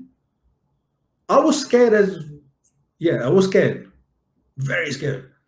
And he came up to me, he looked at me, and he said, Assalamu alaikum, and he left. He kept walking. I was there, and I looked back, and I still remember it was on the right hand side. I said, Wa alaikum salam, and that's it. So if you imagine my fear, was at peak at that time. His one salam trashed everything. I was just back to normal. I was peaceful. All the fear just went away. And this is where the hadith of Jerusalem, that Allah, I'm paraphrasing, Allah likes people who are first in saying salam. The salam mein pehl karte hain. And his one salam completely changed everything for me. And the second thought that came into my head, I was surprised. I was surprised to the point that I've been to the Gurdwara, let's say 15, 20 years of my life. 15, 20 years. Never once, not even once, did a stranger come up to me and say, Sat Sri Akal. No. Yes, people who know me, we exchange greetings like that, fine. A stranger in the Gurdwara come up to me and say Sat Sri Akal and walks away? Never. And his one gesture transformed my image in my head. Because I used to listen to Khalifa Rabi a lot over the last 4 months. Okay. In my heart, I felt like with Khalifa Rabi, I know, like I've observed him so carefully that even when I watch his videos today, I know what he's going to say next. Because I've watched his videos so many times. I know where he's going to laugh. I know where he's going to say, Abbas, if someone's like, debating him. I had formed a bond with Khalifa Masih Rabi. And to me, it felt like I have to go to the mosque because that's where I belong. Because I know Huzur, right? And I felt like I know these people. I should be among these people. That's what brought me to the mosque in the first place. But there was also fear. But this one salam, very, very,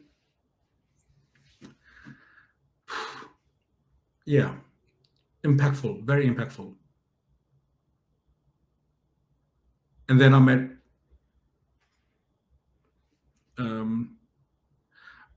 a guy called Luqman. He used to live in the masjid, like there was accommodation. We exchanged greetings. I said, oh, well, He said, what are you doing here? What brings you here? I said, oh, I'm doing some research, and I was after a book. I was wondering if you could help me out. And he said, oh, the library is closed. You come on Sunday, but would you like to see the mosque? I was like, yeah, let's do it. Let's do it. So he took me inside the mosque. He turned the lights on. And as I walk in and look around, I was like, it's empty. He said, yeah. I'm like, it's empty, like nothing there. He said, yeah. I said, but there has to be something. Like how do you do your ibadah? Like there has to be something. He said, no. And I looked up and said, oh, you have no pictures or images? He said, no images. I felt very strange because I have been to the Gurdwara where you go inside and you bow down to the Guru Granth Sahib right in front. I've been to the church, you have the Christ and the cross.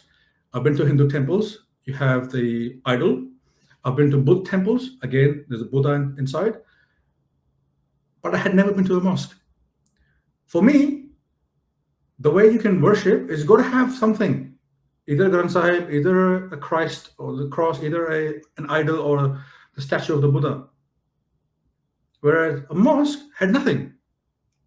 And I told him, I said, you don't even have a grave inside, like a qabr that you can worship to. And I said, how do you worship then? What do you do? Most beautiful sentence that came out of his mouth. He said, we turn towards the Kaaba, we do our prayer, and then we go home. I was like, huh? How is that possible? I found it very strange. Not good, not bad, but strange, because as I said, all the 4 places of worship that I've been to, there was always something between God and the man, a medium to get to him, either a book or a statue or something else. Whereas these guys, these Muslims, they go straight to God, and that's it. There's nothing in between, and I liked it. I was like, oh, that's good.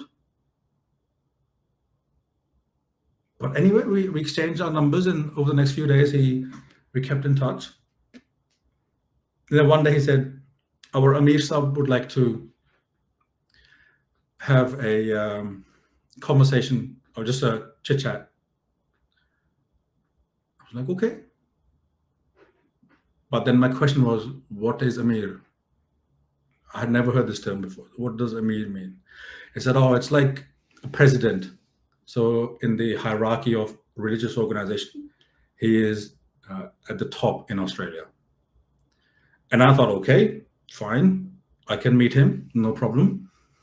And I thought of him as maybe he will be a typical intimidating Maulvi type personality, or a religious clergy type personality who would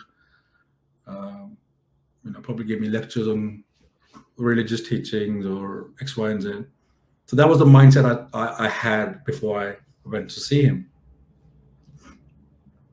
So this was our Amir Sahib marhum, Maulana Mahmood Ahmad Shahid Sahib. May Allah bless his soul. I went to meet him, and we exchanged greetings. And the first thing that hit me was, like, he's so humble. I thought he would be intimidating, but he's so humble, so polite, very knowledgeable, like extremely knowledgeable. To me, he came across as a saint, like a holy person.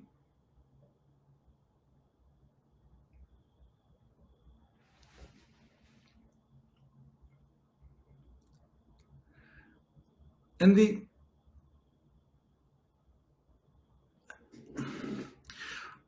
so when I interacted with him, the impression that he left on me was, I was sure that our Amir Sahib marhum was a truthful personality. He was truthful. He's not a liar. He cannot be, because my heart was like, no, this guy or this person is truthful. And then I thought, if he is truthful, then the person that he believes in, the promised Messiah, ﷺ, he has to be truthful. He has to be truthful. Because the entire conversation I had with the Mirza, we just talked about general stuff. Not once did he talk about religion with me. Not once did he talk about how I found out about Jamaat. Nothing. He was, no, nothing. He just talked about my life. What do I do? Where do I live? And nothing about religion. And I thought, I'm going to meet the Amir, the president, and I thought his attire would look like he is the president or of a religious organization. But he was so simple. He just had he used to wear a jinnah cap, and he just had that, and normal shirt and trousers. Nothing flashy.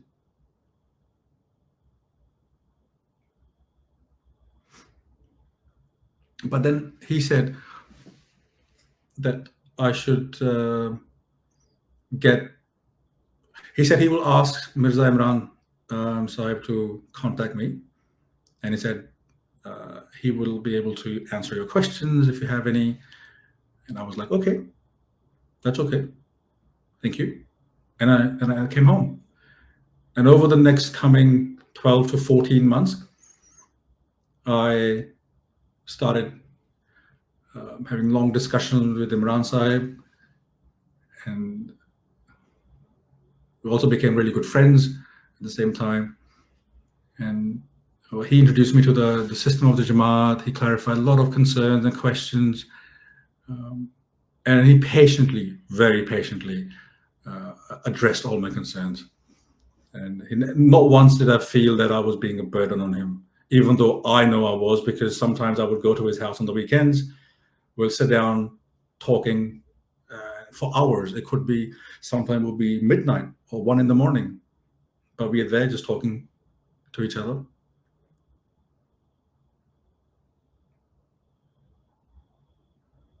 And his wife would, accommodate my presence there for extended periods of time. Of course, they were disturbed, but that's a sacrifice they made.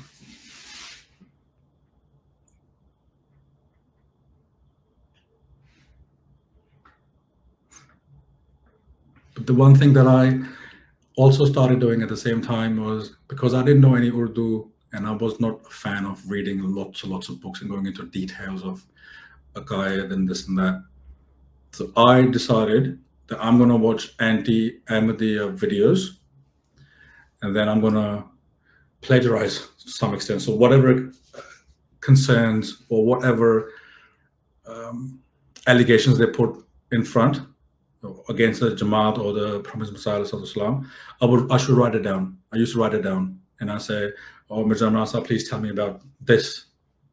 Or the anti-Ahmadi says that we don't believe in the finality of prophethood. Can you explain? So he would explain it to me. Then, they say this prophecy was not fulfilled. For example, the Muhammadi Begum one, the famous one. And then he would explain it to me. This is the truth.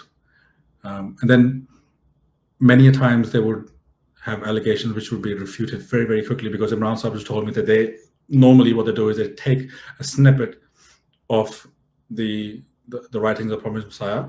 They don't show the text preceding or after, before and after. So they just take a screenshot of this and say, this is what Mirza Sahib said, hence it's false or whatever. And when Imran Sahib would take the book out and read out and say, this is what's written above and below it, and it's self-explanatory. And I was like, yeah, that's true. And it was very quickly I figured out that these anti-Ahmadi people, they are dishonest. They're not truthful, because their allegations didn't stand the ground. I had all my answers pretty quickly. So, but they did help me do my research, because I was able to understand these allegations without reading the books, because they've done the homework for me. I got all the allegations, I got all the answers, and I'm like, yeah, done. What's next?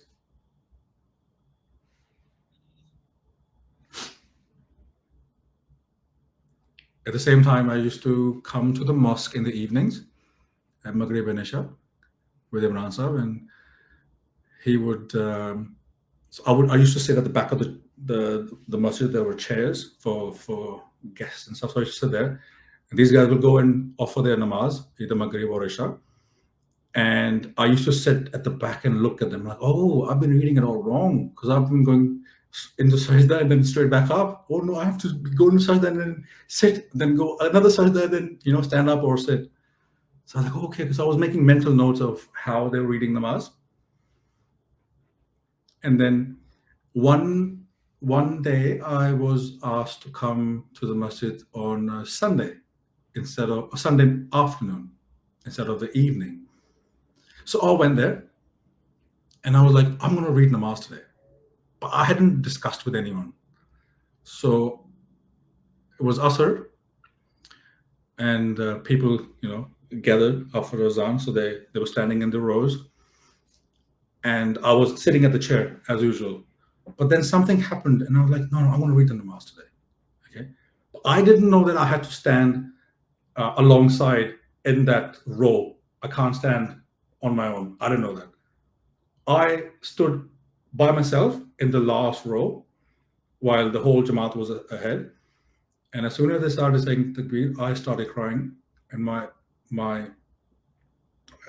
grown-up man crying in front of unknown men, I was just crying profusely.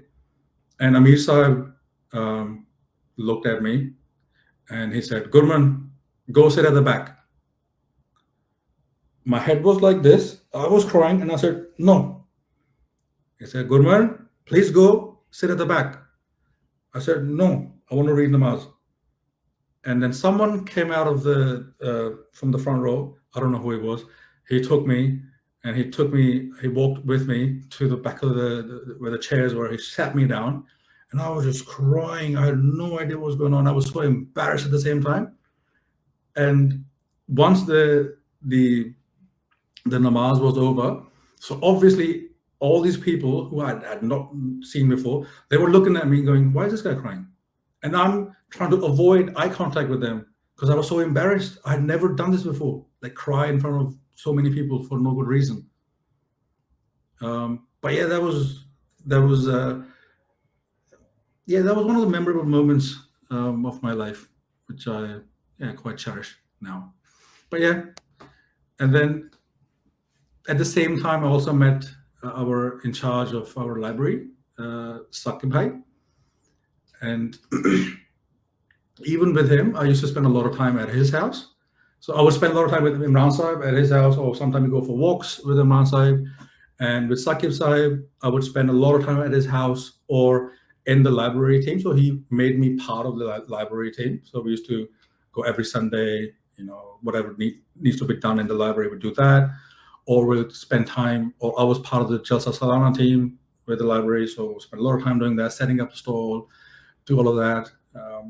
And then even with like Saqib Bhai, similar things, I would stay at his house like 10, 11, 12, midnight, 1 o'clock in the morning sometimes.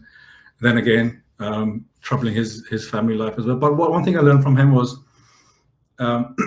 he had 3 boys and he would do namaz at home, like Jamaat sometimes. And he would say, Aajo Hadi, namaz padhne. Like he would say, come read namaz with us.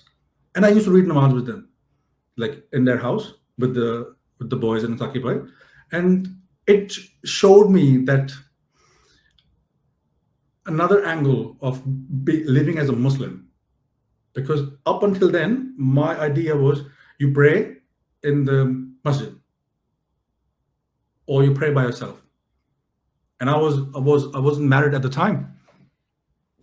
I didn't know what a married life with kids would look like. And he showed me that. And I was like, okay, this is how you do it at home. That's good to know. And again, with the library team, if I was interested in any books that I was working with, I would just take them home. He would say, yeah, you can take it, read it, and then give it back. And I used to read either the booklets or other books in the library.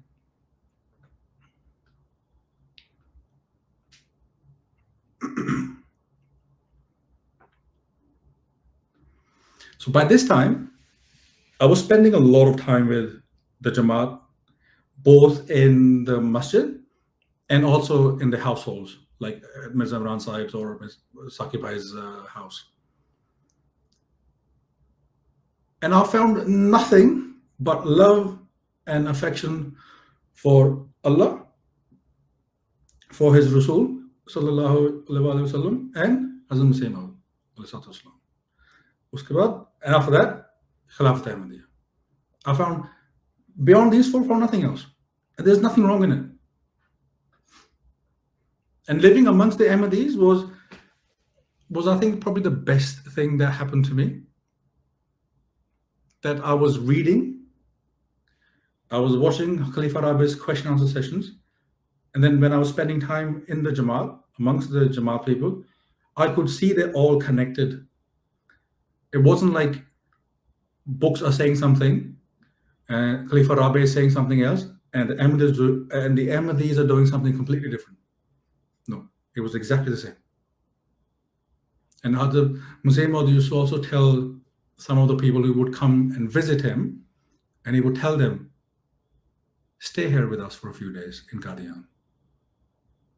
Spend some time with us. Your heart will change with the intention. And I was doing exactly that, but I wasn't aware of it, that I was staying or spending time amongst the Ahmadis.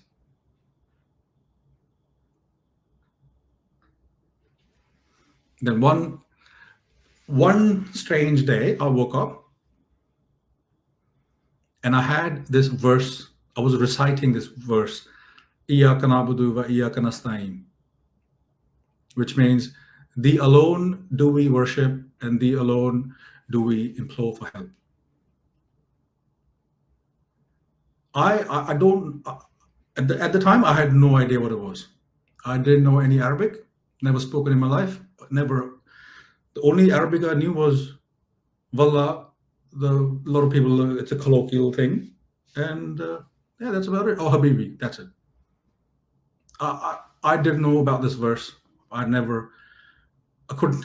cannot string it together. So I was reciting it the whole day. It was like, it's like, you know, subconsciously you keep singing a particular song that's stuck in your head. That was the thing. So I was watching TV, I'll recite that. I'm having breakfast, I'll recite that, or I'm sitting, doing other things. I'm reciting Iyyaka na'budu wa iyyaka nasta'in.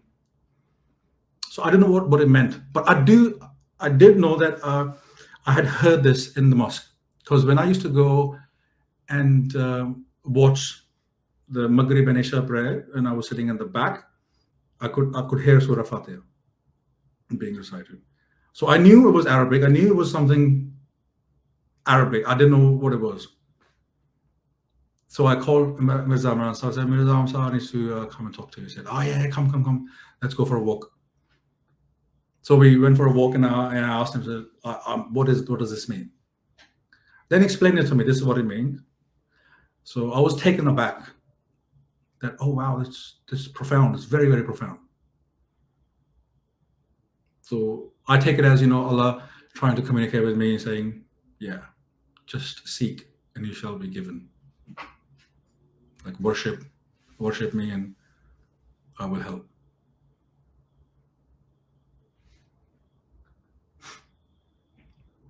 But by this time, a few months passed,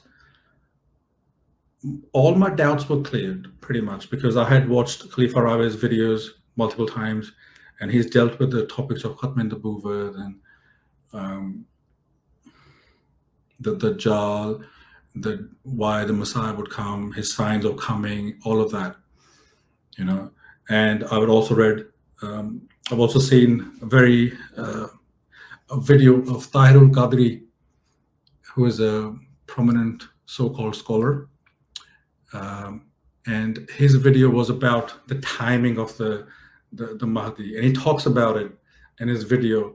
That's going to be first 300 and another 1,000, and if you do the calculations, it will be like 1800 and something, the Christian calendar. And he said, because the Mahdi didn't come in the 1800 something, which means we now have to wait another 1,000 years, because The hadith says, something. He said, the hadith says, Hazar Sal, 1,000 years. It doesn't say one or it doesn't say two. It just says 1,000. So he's going, if he didn't come in the 1800s or so, that means we have to take another 1,000 years. So let's wait for another 700 or 800 years until the next 1,000 is over. And when I looked at it, I'm like, no, but he came with the signs. The eclipse, not once, twice happened for him. And he came during the 1800s, along with many other signs. I was very, very convinced that Hazrat Masih Maud is truthful.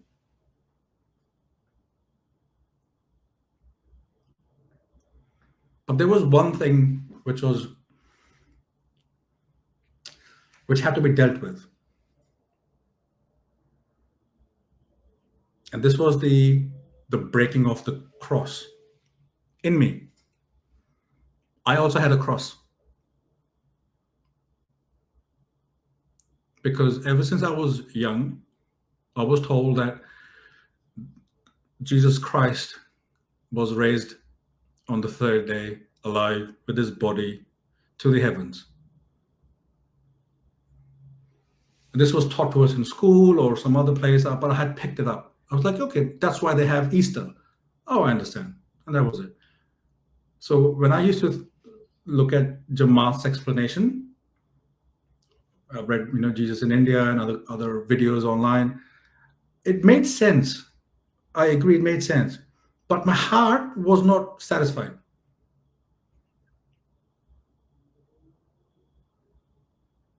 So I turned towards Allah and I said,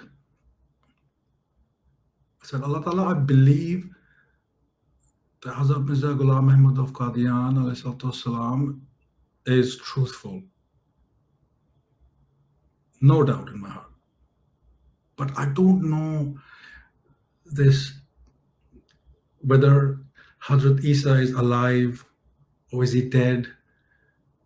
I can't figure out, because the debate used to be on the words like Tawaffa, Rafa, Mutawafika. These are Arabic words. I don't know their meanings. But when I read, or when I watch videos or whatever of Jamaat Ahmadiyya, they say it means this, hence he's passed away. But when I look at the explanation from the other side, they say, oh, it could mean this, or it could mean that, or it could mean that. But then they will both go into the grammar of it, the grammar of the Arabic. And I used to tell Allah, I'm confused. Please sort this out for me. Help me out, because I can't decide. I'm not Arab. I'm not an Arab. I don't know Arabic. So you have to, help me out. And this is where stage 5 comes in. That Allah Ta'ala gives you a spiritual experience. You have a dream or have a vision. And then I had a dream. I asked Allah and he said, okay,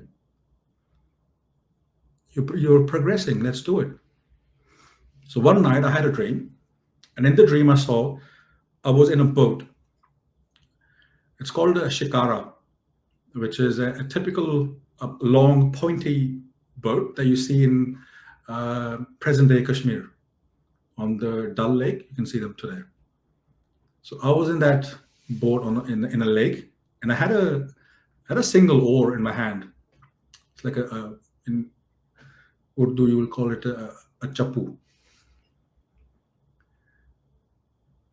And there was thick fog around the lake. It was so thick that I couldn't see very far. But in the boat, it was me sitting with the oar, and there was a dead body lying in the boat. It was only his face was visible, but the rest was covered in white cloth. And on the banks of the lake, there were lots of people, men, women, and children standing, but they were all very sad and crying. And in the dream, I was told, or felt or made to feel that this dead body is of a very holy man, and these are his followers who have come to pay their last respects. Then I start to paddle away from the bank towards the other side of the lake. And as I was paddling away, I see, because of the thick fog, I see those people, they're disappearing. They just disappear, and very soon they were just gone. I couldn't see them. And by that time, I had reached the other side of the lake. So when I parked the boat on the bank, and as soon as the boat is stopped, this dead person who was lying face up, he opens his eyes and he looks at me. And without saying a word, he got off the boat.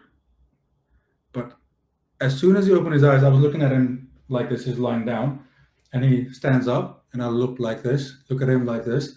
And before he's about to get off the boat, and he looks at me down, and I'm looking at him like this. He doesn't say any word, and he starts walking. And he starts walking into the jungle. And because it's very foggy, very soon he's gone. He's disappeared.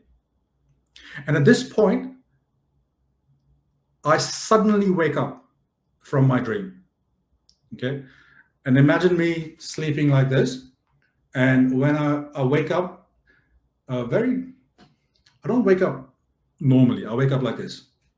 And I utter these words literally in this timing. Adardisa. And that was the first words that came out. And it wasn't like I woke up, I spent a couple of minutes, and then I said Hadrat Isa. It was just literally at that very instant, which means Jesus Christ. And this was basically the dream that cleared all my doubts about the crucifixion, what happened. He had a near-death experience.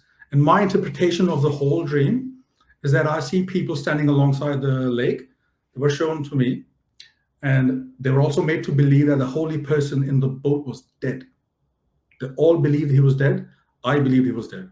But as soon as the people disappeared, which I equate to sort of danger disappearing because of the fog, once the danger was gone, he got up and he got off the boat and he left to continue his work, his mission, to go after the lost sheep of the house of Israelites. And that's exactly what happened to Jesus Christ. He was believed to be dead by the Romans. He recovered from his wounds, and he escaped in the cover of darkness. This is what Hadrat Masih Maud said. And around that same time when I had this dream, Mirza Imran Sahib had written a letter to Huzur, Ayyadullah Ta'ala bin Nasrul Aziz, requesting prayers for me. And Huzur's response was, I pray that the truthfulness of promised Messiah والسلام, gets nailed into my heart. And that's exactly what happened. All my doubts were gone. My heart was convinced.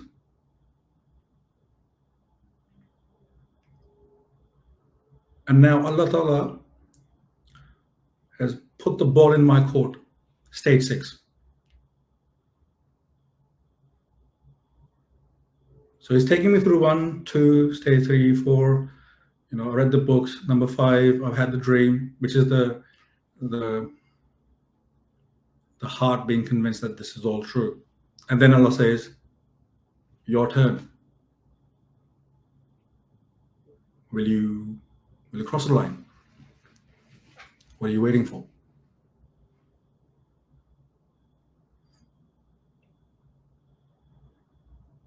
I was ready, but I was scared. Because it's a big decision. You can't just say one day, oh, let's just do it. Because everything changes. Once you do that, a lot of things changes. You have to think about what if scenarios.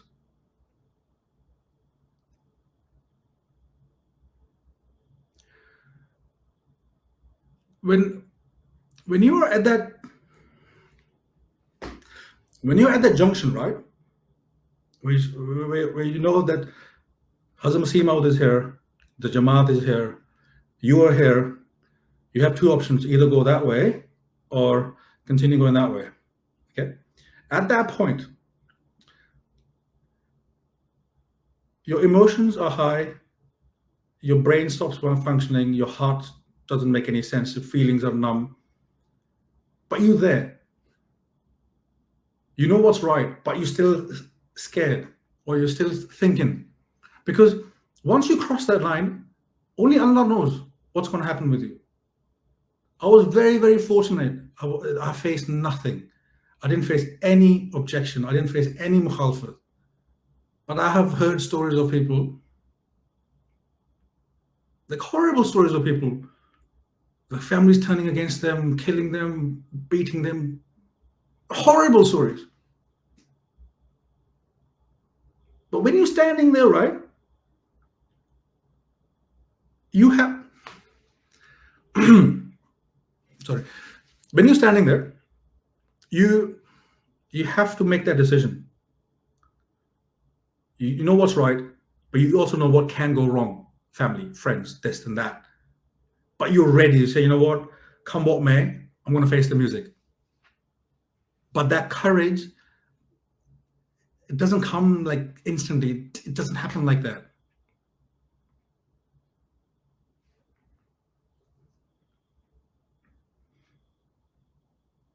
Then I think I spent maybe 6 months after being convinced of everything. I just didn't have the courage to take that step. I would come to the mosque, I pray, I'll do all the Jamaat functions, everything. I was loving it, but crossing that line was a big, big decision. So one day in 2009 in April, I was at a Jalsa Salana, day 2. I was very tired, so I asked Saqib Bhai that, hey, can I take a break? I'm going to go back in the library upstairs and I'm going to sit down and relax for a few minutes. He said, yeah, that's okay, take your break. So I went upstairs, I put my favorite nazm on. It was Aage Badhte Raho Dam Badam Dosto. And in this nazm, there's a couplet which goes like this. It says, Leke naame Khuda, leke naame Nabi, अपने जज्बों को महमीज करते चलो, रास्ते में जलाओ वफा के दिए और कदम तेज से तेज करते चलो. Sorry, I don't have the English translation to this, but basically what it means is, when I heard this, it literally just connected. It felt like it was trying to give me a message, because I had listened to this nazm hundreds of times. I was sitting on the chair. I literally stood up and I was like, that's it. In the name of Allah and His Rasul, sallallahu alaihi wasallam,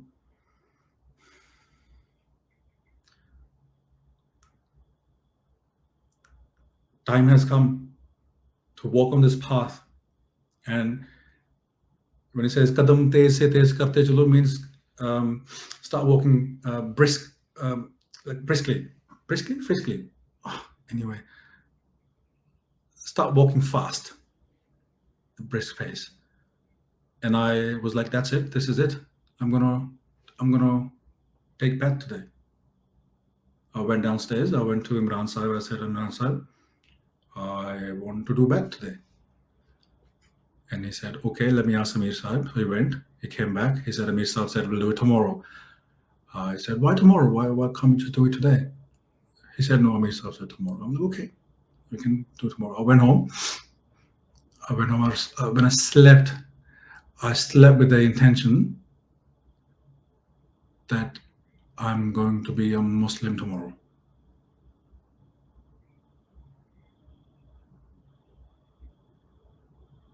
A lot would change.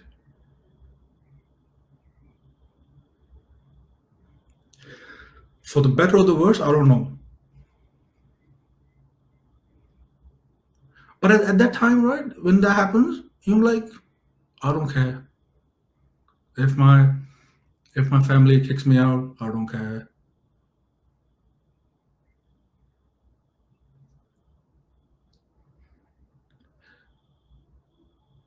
If I don't have a place to live, I don't care.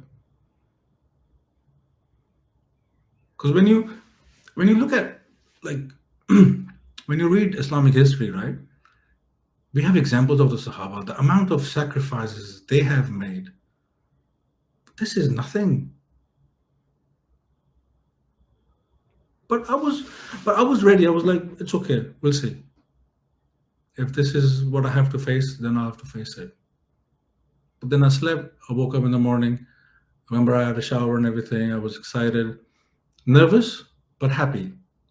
I went to the masjid, and over there I went to Amir Saab's office. I thought Amir Saab would be there initially, but Amir Saab was such a wonderful personality. He asked our Murabbi Sallallahu Masood Shah Saab to take my bed.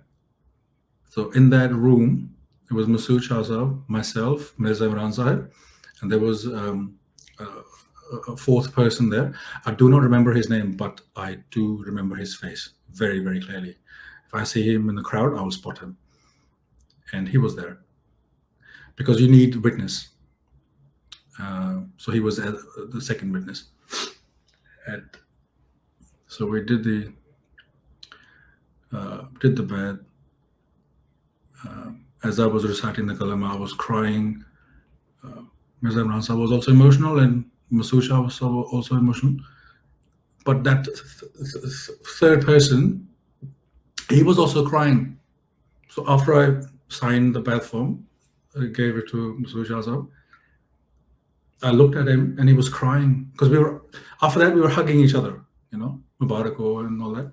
So I went to hug him and he was crying. And I was like, why are you crying?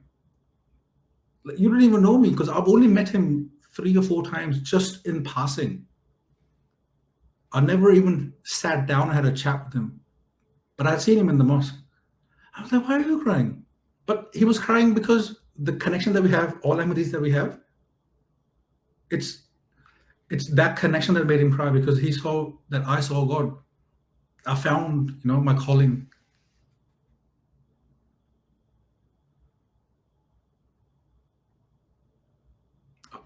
Even today, when if you hear if you watch Khalifa Rabi's videos, because Khalifa Rabi was very emotional in his speeches sometimes, and sometimes he would cry, and as soon as he would cry, you would start crying, because the connection is just so strong, and that's again replicated in Jamaat members and everyone.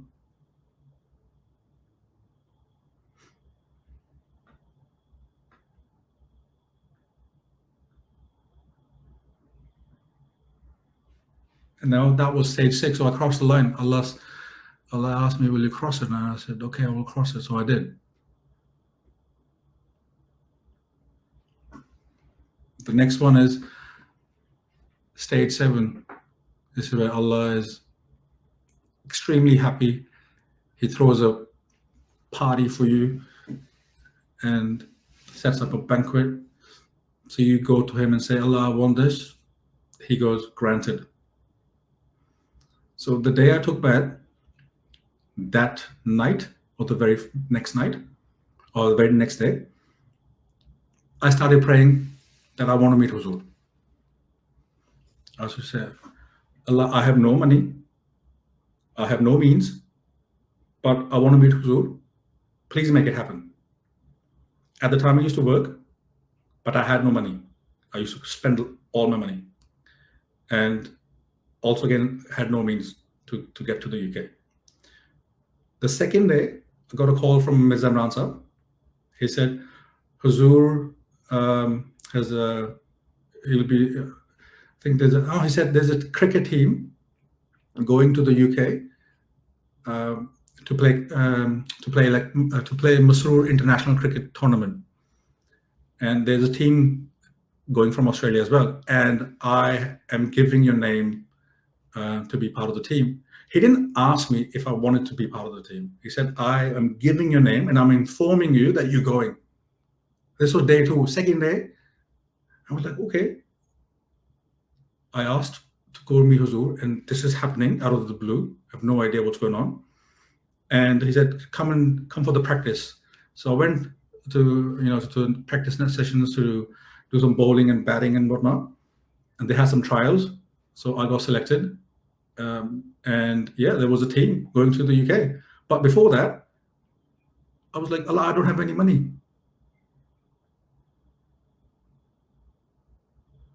I said to Allah, looks like I'm going to go, but I don't have any money. I can't ask my parents. And at the time, 2008, the GFC was hitting Australia. And then the Prime Minister at the time, Kevin Rudd, announced that we are going to give all over 18 Australians $1,000 cash in their account to every Australian. And that money came into my account within, I don't know, maybe 10 days. And I asked Mirza Sahib, I said, Mirza, how much is the ticket? Would be around $1,800, $1,900. And he said, no, it's only $1,000. I was like, what? I said, I have the $1,000. I got them a few days ago. Here you go, take it. And I said, why is it so cheap? He said, oh, because you're going with the Jamaat. So there's some compensation there. So you don't have to pay the full fare. I was like, okay. And I reached London with the team. We landed. And then on that day, we were told that Huzur might not be able to meet us because he's very busy. I was very disheartened to hear that. I was like, no, but I came to meet him. And a few days after, they said, oh, Huzur might be able to meet the whole team as a group mulaqat. I was happy that, okay, that's better than nothing. But then a day or two later, I was told that out of the entire Australian team, only you have been given the permission to meet him one-on-one, but the rest of the team will meet him as a group. I was joyful. I went to meet Huzur, very excited, also nervous. I didn't know what to do. I've never met Huzur before. I met him and I touched his hand, like I grabbed his hand. His hand felt like cotton, a cloud, like very fluffy, very light. I still remember the feeling. And he asked me, who are you, this and that. And I said, Huzur, I'm from Australia. My name is Gurmanjeet. It was like, when did you do bad? I said, it was 6 weeks ago. He said, okay. And Huzur gave me this ring. And then I said, Huzur, can you give me a name, please? I want to change my name. Huzur, who said, what's your name? I said, Gurmanjeet. He took 20 seconds. Then he was looking down, and I was standing near him. He was looking down on his desk. He was going to write something. And he said a name. He said a name in Arabic. Swear to God, I don't know what Huzur said. I have no idea what Huzur said, even today, because I've never heard this name before. He said something in Arabic, proposing that this is going to be your name. And my reaction was, honest to God, huh? I said, huh? And I think Huzur figured out that it is too difficult for me. And he said, Mushkil hai? Is it difficult? I said, yes, Huzur. But I'd never heard of this name before. I was so confused. So he cut that. He then gave me another name, which was much, much easier. And I was like, thank you, Huzur, Jazakallah. And that was me meeting Huzur for the first time. Within 6 weeks, I was in London. Had no money. I needed $1,000. Allah gave me $1,000 and I was meeting Huzur. That was Allah's, I call it Allah's da'wat. And now comes a test from Allah. Sorry, part of the da'wat is again another thing. When I converted, I didn't tell my family for 6 years that I had become a Muslim. So I was living different lives. Outside, I was Muslim. At home, I was, well, I mean, still Muslim. I wasn't doing anything like, non-Islamic. But in terms of my eyes and my parents, I was still the same. I had not broken the news because I was I feared for my father's health. He wasn't going through he wasn't healthy. And I thought, if I tell him this, that he might actually die. And I used to pray to Allah that, please, do something about this. I'm very concerned about my dad's health. But when I did tell my parents about my conversion, it was very difficult. My father was very emotional. And he was, I actually I've heard him cry in the toilet alone, that he felt helpless because he said to me, come back, change, don't do that. And I was like, no, I can't. I can do everything else, but I can't do that. And he felt very helpless. And knowing his condition, I was very concerned about it. But as time went by, they saw that, hey, look, nothing has changed in this person. He's still the same. And today, my dad wishes me Eid Mubarak every year. Every single year, he wishes me Eid Mubarak. This is, again, Allah Ta'ala taking away your fears. Now, the last is the test from Allah. A few years ago, I was going through some really tough time, personally, and my life was turned upside down. I didn't know what was happening. And I confided in a friend of mine from Ghana. His name is Mubarak. I called him, and I was actually visiting Nigeria for work, and he lives in Ghana. I said, why don't you come over? It was literally a 1-hour flight. So he came over to Ghana, to Nigeria, and we were sitting and we're chatting. I discussed with him. I said, please pray for me. He said, okay, that's okay. We offered namaz, went to bed. Then in the morning, we offered Fajr, and we went back to bed, I think. But anyway, the next day, Mubarak told me that Allah Ta'ala has sent a message for you. So he had a dream about my situation. I won't go into the details, but he said, Allah Ta'ala has given you 2 options, A, and there's option B. If you take option A, things will get better. If you take option B, things will go worse.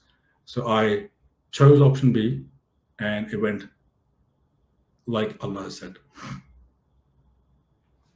The dream was very, it wasn't clear as a black or white, but you had to interpret the dream. And that's what it came out of option A and option B. And then, it's just everything just went down the drain, literally. But these tests do come, and they will continue to come. The best thing is to keep yourself attached to the rope of Allah, and then keep praying, basically, to get out of it. So these were the 8 stages, beginning to the end. And then test comes, Allah becomes happy. Then again in the test, he becomes happy. So it keeps going on. And the one thing that was important, the one last thing, is Tawheed, the oneness in Allah. So I actually see Tawheed in the structure of the Jamaat, because we have Khalifa Waqt, and behind him we are literally, whatever he says we do. He goes right, we go right. He goes left, we go left. And that structure it replicates the Tawheed of Allah, basically. And when Huzur was elected as a Khalifa al-Masih V in London, when he was in the mosque, and he said, please sit down. And I think he meant for people who were standing within the mosque to sit down. There were thousands of Ahmadis standing on the street outside. But as soon as that announcement was made that Huzur has said, please sit down, every Ahmadi standing in that street sat down. And that is actually the living example of Tawheed, that there's Allah, his Khalifa, and we follow him. And I think that is where I will pause my story. Jazakallah. Jazakallah Taul Hadi Bhai, a really inspiring convert story, mashallah. And even though I heard it again, in English. Every stage was so inspiring how Allah the Almighty has helped you. So we will inshallah share this convert story today on the YouTube channel, and we pray that Allah the Almighty helps other brothers from the Sikh faith to recognize the Imam of the age, and we pray that Allah guides them as well. But like we saw, Ataul Hadi, but he didn't just sit there waiting for all these signs. He had to strive himself. Like Allah says, to reach the truth, you have to put in your own effort as well. So we must remember this. And any other brothers who want to share their story as well, they can email me as well. This story has alhamdulillah done really well. And once again, we want to thank Ataul Hadi Bhai. It's really early in Australia right now as well, but he still gave us time and helped us record his story in English because of all of the people requesting it. So Jazakallah Ta'al Hadi Sahib, may Allah bless you and keep you happy and enable others to follow these steps and reach the truth as well. With that, we end today's interview. Jazakumullah once again. Jazakallah. Assalamu alaikum warahmatullahi wabarakatuh. Barakatuh.